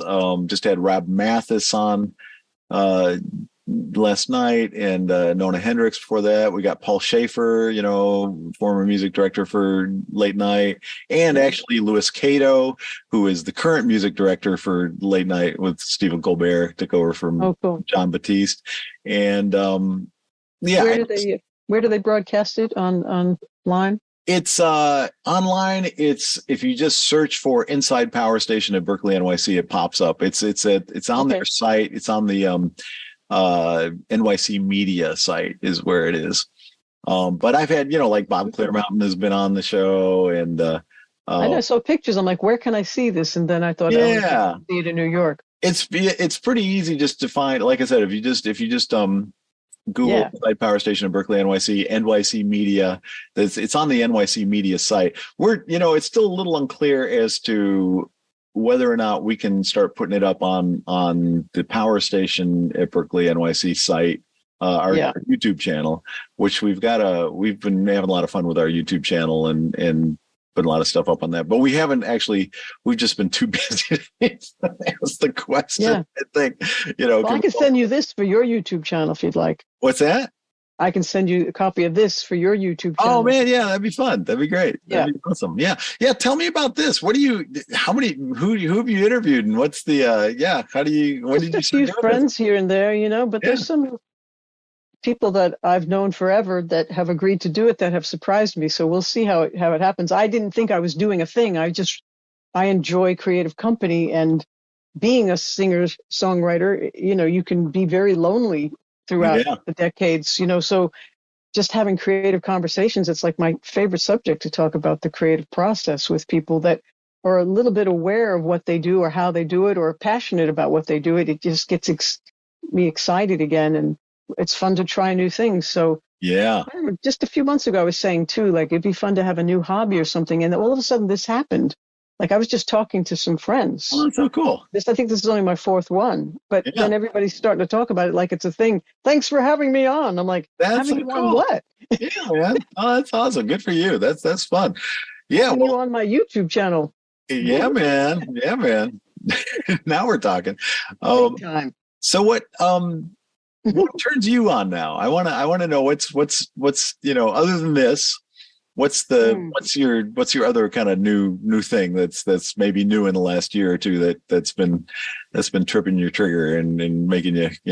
Well, having an analog console again has been exciting, and then it's also been revealing of how fast I got in the box going, why am I doing this? Because my least favorite part is parsing it back out from Logic to the console. So I'm thinking, all right, maybe I should redo my patch bays and make everything normal and put this in the center and get a new desk. And it's like, right. I don't want to do that all the time because this is fast for some things and this is good for some other things. And right. I'm just having fun playing with the gear, Yeah. Writing new songs and playing with new people and making new recordings. I'm always just trying to strive to get better as an engineer because when I was a student at Berkeley, I went from 1978 to 82 and MPNE wasn't a major yet. Right, and they didn't even have a songwriting major. And I think they had like one studio, They didn't have half the gear that any of us have now. And it's just so exciting, like you said, with the explosion since, I don't know, 2014 or so with all the online places where you can learn. I've learned so much. Yeah. What are some of the things, what are some of the online assets that have really, you feel like you got a lot from? The best ones for me were PureMix.net and Mix with the Masters. I actually went out to France. Oh, right. I remember when you did that. Yeah. You told me you hooked me up with Richard first to say. Yeah, that's so cool. What did you think? Did you go? Did you have? He's like, yeah, I went twice. I'm like, okay, I'm going. Yeah, sounds like fun to me, man. Yeah, I'd love to get over there, man. We actually filmed a bunch of PureMix stuff here maybe 6 or 9 months ago. Not that long, maybe 3 months ago. It all blurs together. Great. But because you did a whole bunch of Beatle things, didn't you? We done Beatle things. We had you would have loved this, man. We had they went to Abbey Road for that. What's that? Oh, they went to Abbey Road for that. Yeah. No, they were down. Like a Pro is fantastic. What's that? Warren Hewitt produced like a Pro is fantastic. Okay, yeah. And all the stuff on YouTube. I mean, there's some great teachers. There's some really good stuff. Yeah, there really is. But yeah, Giles. Before we closed down for the pandemic, Giles brought the new mixes of the White Album, and we set that up in studio in one of the studios to do a big listening party for all the label, fantastic, and press and everything like that. So that was a lot of fun, and hear him kind of talk through the tracks and what all awesome. Bob Claremont, you'll get a kick out of this actually. Bob has been doing a lot of Atmos mixing, as you know, and and doing stuff where there isn't, older stuff where the multi-tracks are not as, back like during the Beatles days where they would fill up, 4 tracks on a 4-track machine and bounce that over to one more track and, and then fill up the other 3 and all that. So Bob and Betty, as people do, they were hanging out with what's his name, Jackson, the guy who did the Get Back thing, what's Peter Jackson. Peter Jackson, yeah. Peter Jackson was over at their house, and he was telling them about this technology that they developed for Get Back, where they can just really isolate every single instrument, even if it wasn't multi-tracked in the first place, And so Bob has gotten hooked up with that technology, and he's been doing a lot of Atmos mixing of older records that, from that era where there aren't multi-tracks, Yeah, recorded in stereo or mono, and yeah, or the original 4 tracks aren't still available or whatever. But he says it's just astonishing how good it is, and that's it's like a miracle. Yeah, I had like 60 hours of the Let It Be outtakes, and they're unlistenable because the volume is like, yeah, exactly, yeah. You're like, I can't even handle it, Yeah, and then yeah. playing through everything they're talking about, and so this was just phenomenal to be. Oh, I know, right? Yeah. But that's one of the good applications of AI, right? Is like to actually go through those archives and make them valuable, make them listenable. Did you go to the Sergeant Pepper demonstration that Sir George Martin did at the Berkeley Performance Center? I think I was not there. I remember that you were there. I don't think I was in the third row. Yeah, I know. And I remember I faxed his management company ahead of time and said, do you think he'd like to meet some of the faculty? And got to go in the green room and say, I remember that. Kay Miller took a picture of him and me. And I wanted to give him a cassette of my song, My Norwegian Friend. I had just written it and started tracking it. And I said, I'm having trouble mixing it. And he said, leave stuff out. And he said, he's like, what was he, 6'4" or something? Oh, I know, yeah. And I'm 4'11", right? So I'm standing there and I said, but I have this tape of this song and I would just love anybody from the Beatles circle to listen to it because it's my hats off to the Beatles. And he's like, he swoops down into my face and he says, I'm retired. And he swoops back out. Maybe you could just listen to it for fun. And he swoops back down in my face again and he says, fun takes time. And Giles goes, I'll listen to it. And Giles puts it in his pocket. Oh, no kidding. And he gets his dad to sign the In My Life CD for me because they said no autographs. And he's like, sign this for Lauren. And he signs it for me. And he says, fax me and we'll talk about the cassette. And every time I faxed him, he never got back to me. Yeah. And then several years later, the Love album comes out. And 5 of my students come running to me on different days going, oh my God, you influenced the Love album. You influenced the Love album. I said, what are you talking about? Because I had just heard it in the headphones. Like we say, submerge yourself listening. Beautiful, clean versions with all these wonderful interpolations and this from this song, that from that song. I was just in tears because it was so clean and so beautiful and so well done.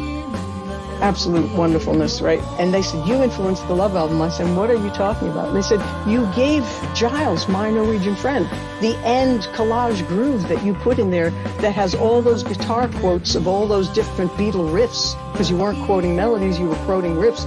You interpolated all those parts and gave him the idea to do that. I said, well, people were doing that even in the 60s. Sure. What was that called? There were people putting the wrong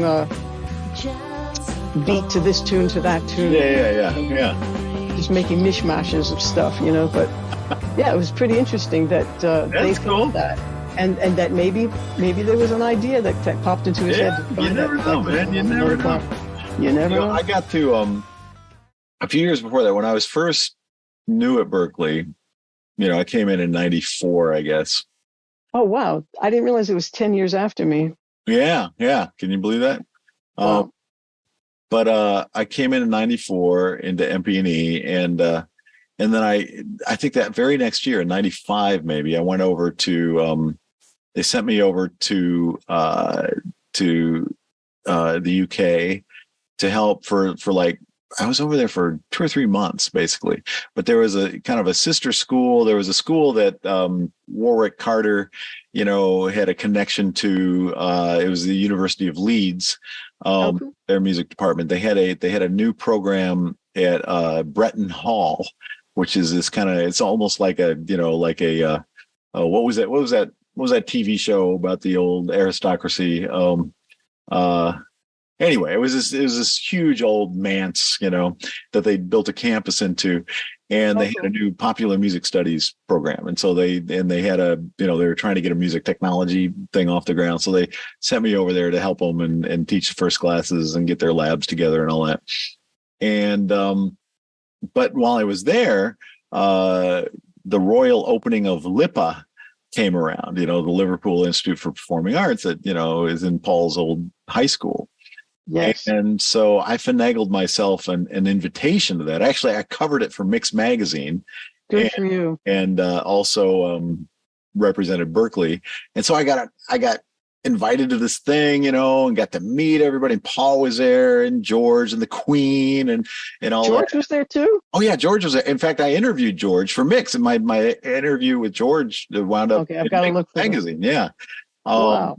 And it was really fun. So I got to spend about an hour with George, interviewing. Oh my God. on mini disc. I think it was mini disc at the time. Oh no, it probably wasn't. It was probably a little teeny cassette, one of those little the mini cassettes, reporters, things. But it was so much fun, man, getting to ask him about all that stuff, and he had such funny and wry comments. He was totally not. Oh, he's hilarious. He was so funny. I was asking him about, obviously his time with the Beatles. And I remember, and I don't know, he may have said this to other people too, but it was the first time I'd heard it. But he said something like, people always ask me if success changed the Beatles. And I always tell them, they were arrogant sons of bitches the first time I met them.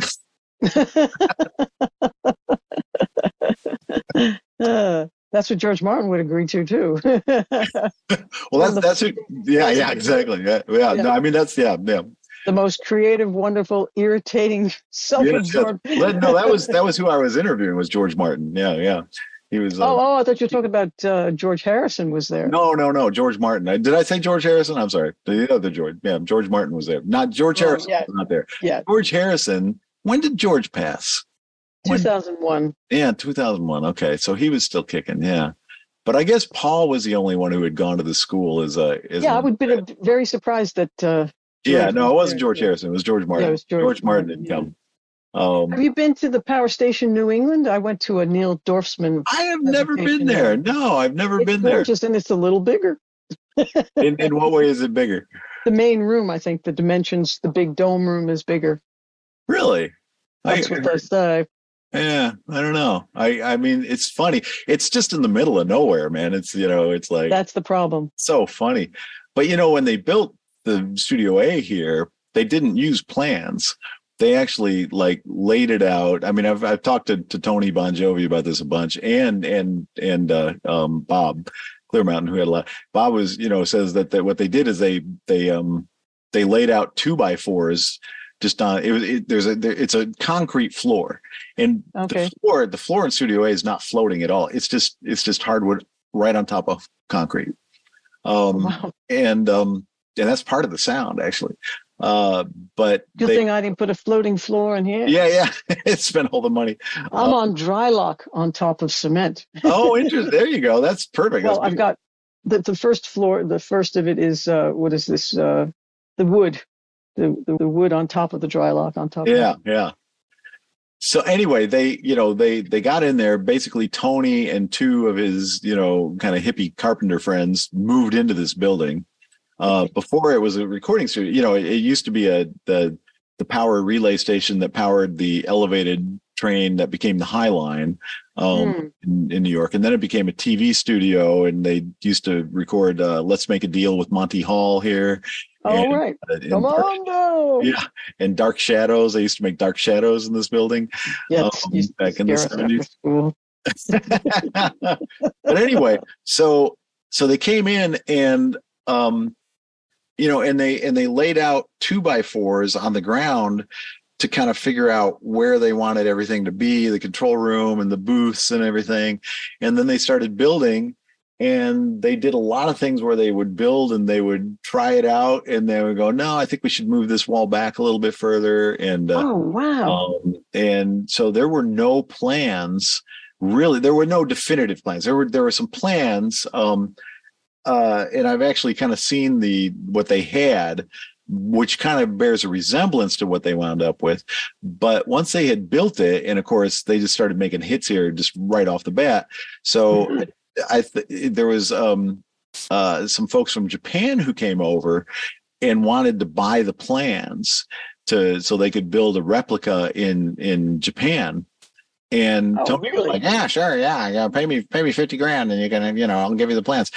But he had to hire somebody to come in and measure it up Make plans. and make plans. Yeah. Because they didn't exist. They didn't exist. Wow. But once he did that, he had the plans, and then he was able to sell them to Sonolist as well in Connecticut. And so they built their replica of Studio A. And I think there's maybe one more floating around out there somewhere. I'm not sure, but it's kind of funny that they Besides New England. Yeah, I think there's one more somewhere else. Maybe in your, who knows if they're even still around, and who knows if the one in Japan is even still up and running, or if it's I think people love real recording studios and real gear so much. I don't think it's going to go away forever. It's actually coming on back. Their way back. No, I think it's coming back big time. Yeah. It's interesting because, before the era of the independent studio, like Power Station and Hit Factory and Record Plant and all that, all the labels had their own studios. And if you were signed to RCA, you recorded RCA. And if you were, depending on who EMI, EMI, Columbia, all that, and they had their own studios. Atlantic. Labels are building their own studios again, big time. Every label that I know of is building a studio, and 2 or 3 of them, one of the reasons I know this is 2 or 3 of them reached out to us to see if they could, actually just have a residency, like take, Studio A or Studio C and just kind of have that as their mainstay. And we said no, but they were, they were just checking it out. They were saying, we're either going to build studios or we're going to have, get some sort of relationship with a real studio. What can we do? We do actually have a relationship with Spotify. We have Spotify studios here in the building, and sweet. They're camping out in Studio B. Although we still, our deal is that we still get to use the Studio 2, and occasionally we'll bump them over into A. We had Niall from One Direction did a big thing in Studio A the other day, and we had 150 screaming girls out in front of the. Interesting. That's great. Yeah, it was fun. But yeah, so I see that there's more and more studios being built right now than there has been in decades. And I think you're right. I think people want to be, it's great. Everybody needs to have their own studio now, but it's also great to be in a space that's really custom designed for music and it has a creative vibe to it and just has everything you might need. So you can just get to work and really. And if anything's recorded super well and it's absolutely outstanding, it was done by professionals in a professional studio. It's like, unless you're Bob Clearmountain working in this room, it's only going to sound as good as I can know how to do it, so. Yeah, but that's good enough, I mean, that's the thing is that. Well, yeah. But what I mean is, like there are a lot of really cool channels, like Colt Caparoon does a great recording channel on YouTube, and his watchers, I was going to say listeners, are always saying, can you start off with tracks that sound bad because our tracks sound bad and show us how to fix them? It's like we really have to get back into having more YouTube videos that teach actual recording techniques. Yeah, how to capture the how sound, to play well and get a good sound totally from agree. Your fingertips down the gain stage, through the amp, through your effects, through to the production, through the mic. I mean, there's just so many places where it can go wrong, and it's not about I don't have a plug-in to fix it. It's about it wasn't recorded well. Yeah. If you can record it well in the first place, you don't have to fix it. Yeah, no, that's so true. That's so true. I mean, that's the secret right there. I mean, I can't tell you how many. That can't go away. We need that. That's just incredible. Yeah. No, you're right. Having something really well recorded. But it's always it always I'm always so amused when I see the photos of like there's photos when we do events and stuff, people come and there's this one guy who was actually here back in the 70s who was taking some photos, very few photos from the time, but you look at the Bob Clearmountain. Well, actually, the artists too, man. David Bowie. They were just kids, man. They were kids. They were the age of our students. They were like teenagers in their early 20s, and Elliot Shiner, he's a good friend, and he actually was over in C for mixing for like a month. He mixes the old school way, man. He actually he spreads it out across the whole Neve, and he uses flying faders and all that kind of stuff, which is he's one of the only people that still does that, but we still keep the system running. But you know how old he was when he mixed the Moondance record?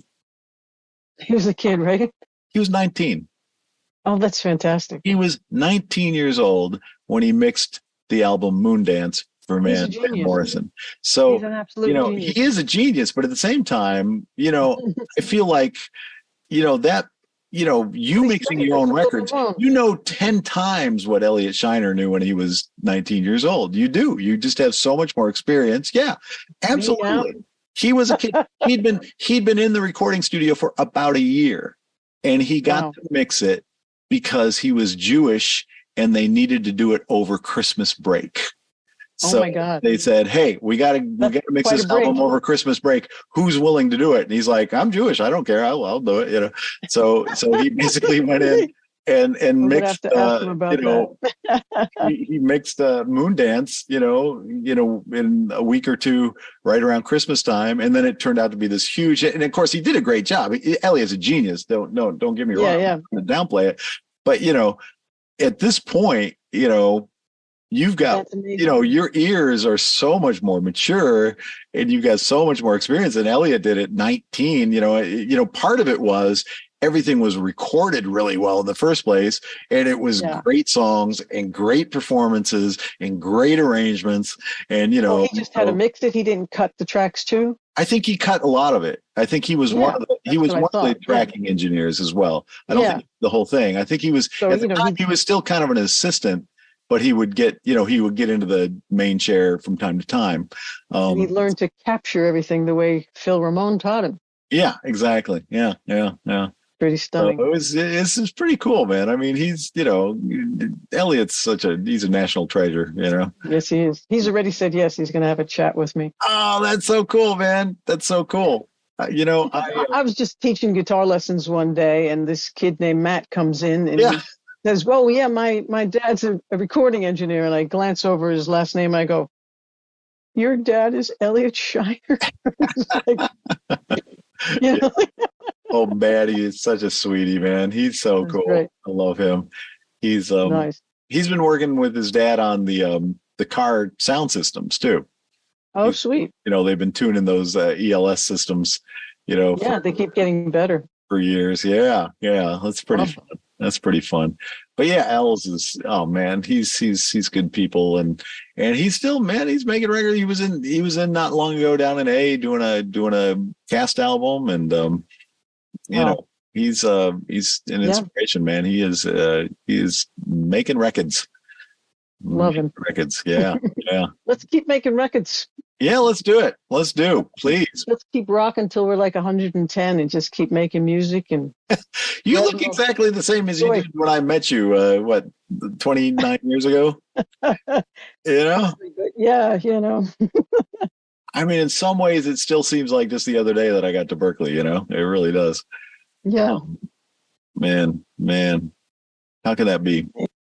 How can it be that it's actually been that long? That's crazy. I don't know. I'm almost teaching there 40 years next year. So. Wow. Yeah. How have students changed since you started teaching? I used to be able to bring in all kinds of things and all kinds of chords and songs, and people knew what to do and they can play them. But now, because people haven't been using guitars as often as they did like in the 70s, and not using as many chords as they used to, like many of the students who come in haven't ever experienced anything but power chords or basic triads. So it's very different because, I knew 20 places to play each chord when I got there as a student. Yeah. All the bands we mentioned from the 70s, I was playing all their songs and they all used those chords. They weren't jazz chords. They were just beautiful harmony that big box of crayons, just more colors to play with. Yeah. And so there were a lot of materials that I had learned when I was 9 to 14 with my first teacher, Lou Savini.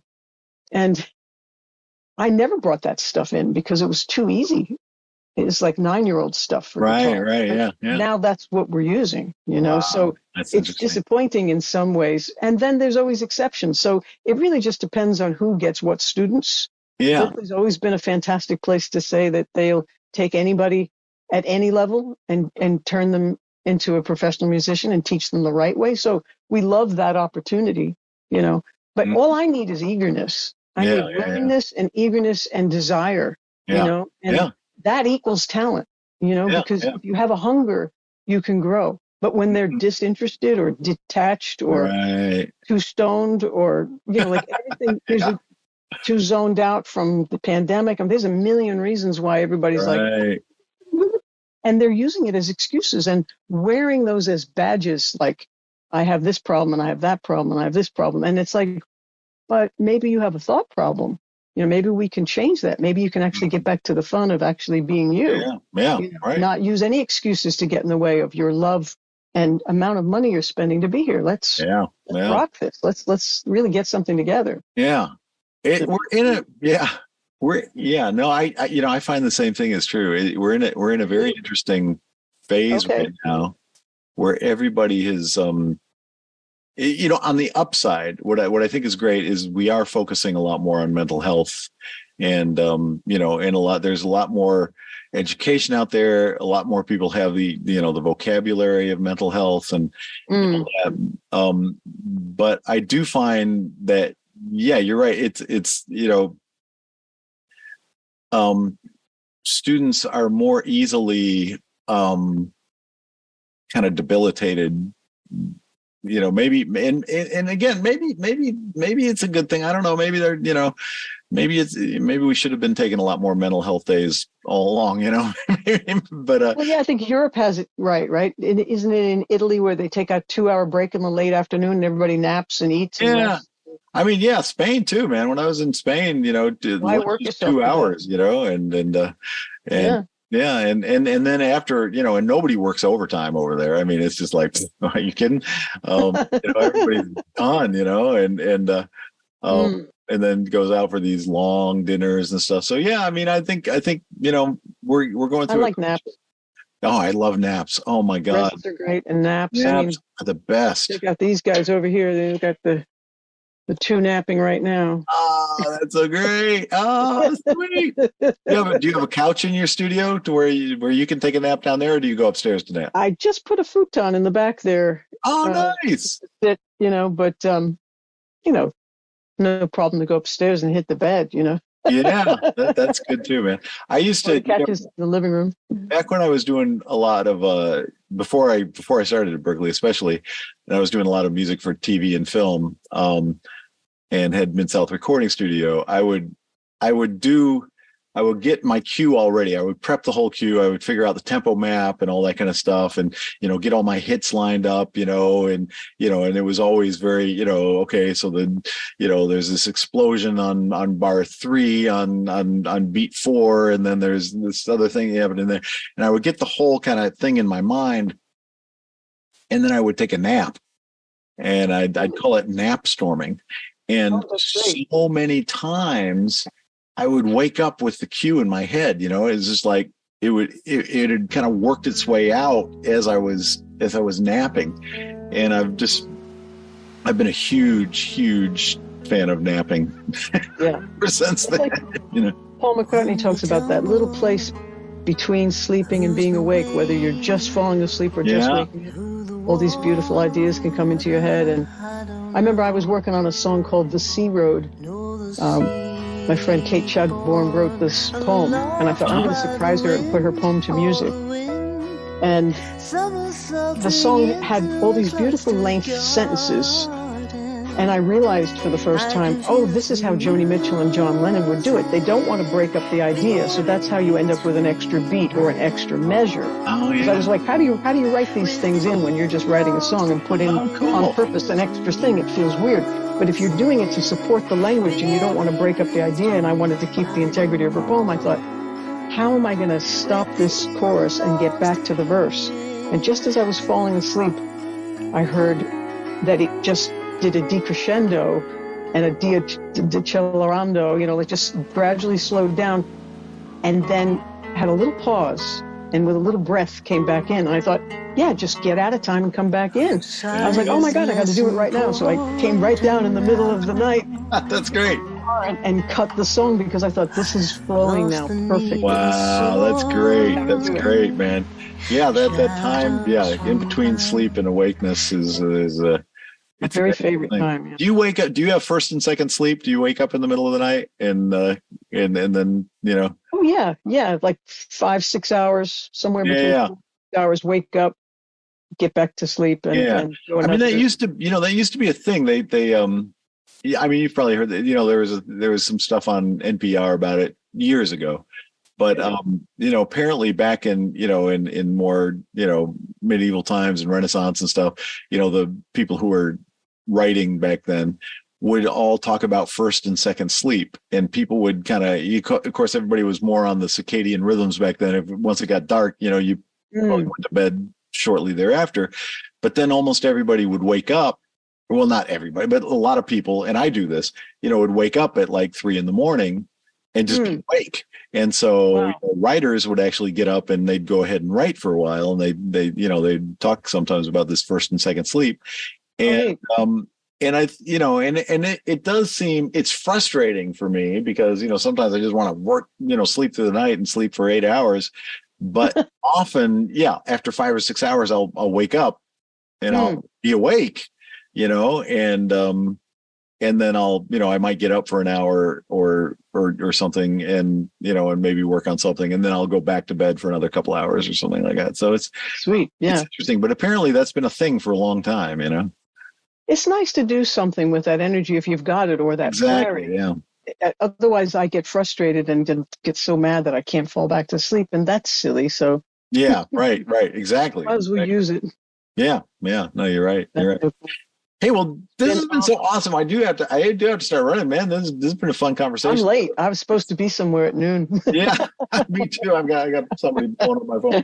Actually, Pat Patterson's in town today, and we're gonna. Oh, cool! Tell him I said hello. Yeah, I sure will. But man, it's so good to see you, and thanks for asking. And let's write a song together this year. I'd love to do that. That'd be fun. Thank you so much, Stephen. This was so awesome. Good to see you, Lauren. So good to see you. And take care of yourself and have a great weekend. They will. All right. Cheers. Bye-bye. Bye. Stephen Weber, musician extraordinaire. You got to check out his music, visit his webpage, watch us on YouTube, watch us on my webpage, laurenpassarelli.com. This is Creative Conversations with Lauren Passarelli. Thank you so much, Stephen. Thanks for the encouragement to make a show out of this. And enjoy. Go to your studio and make stuff.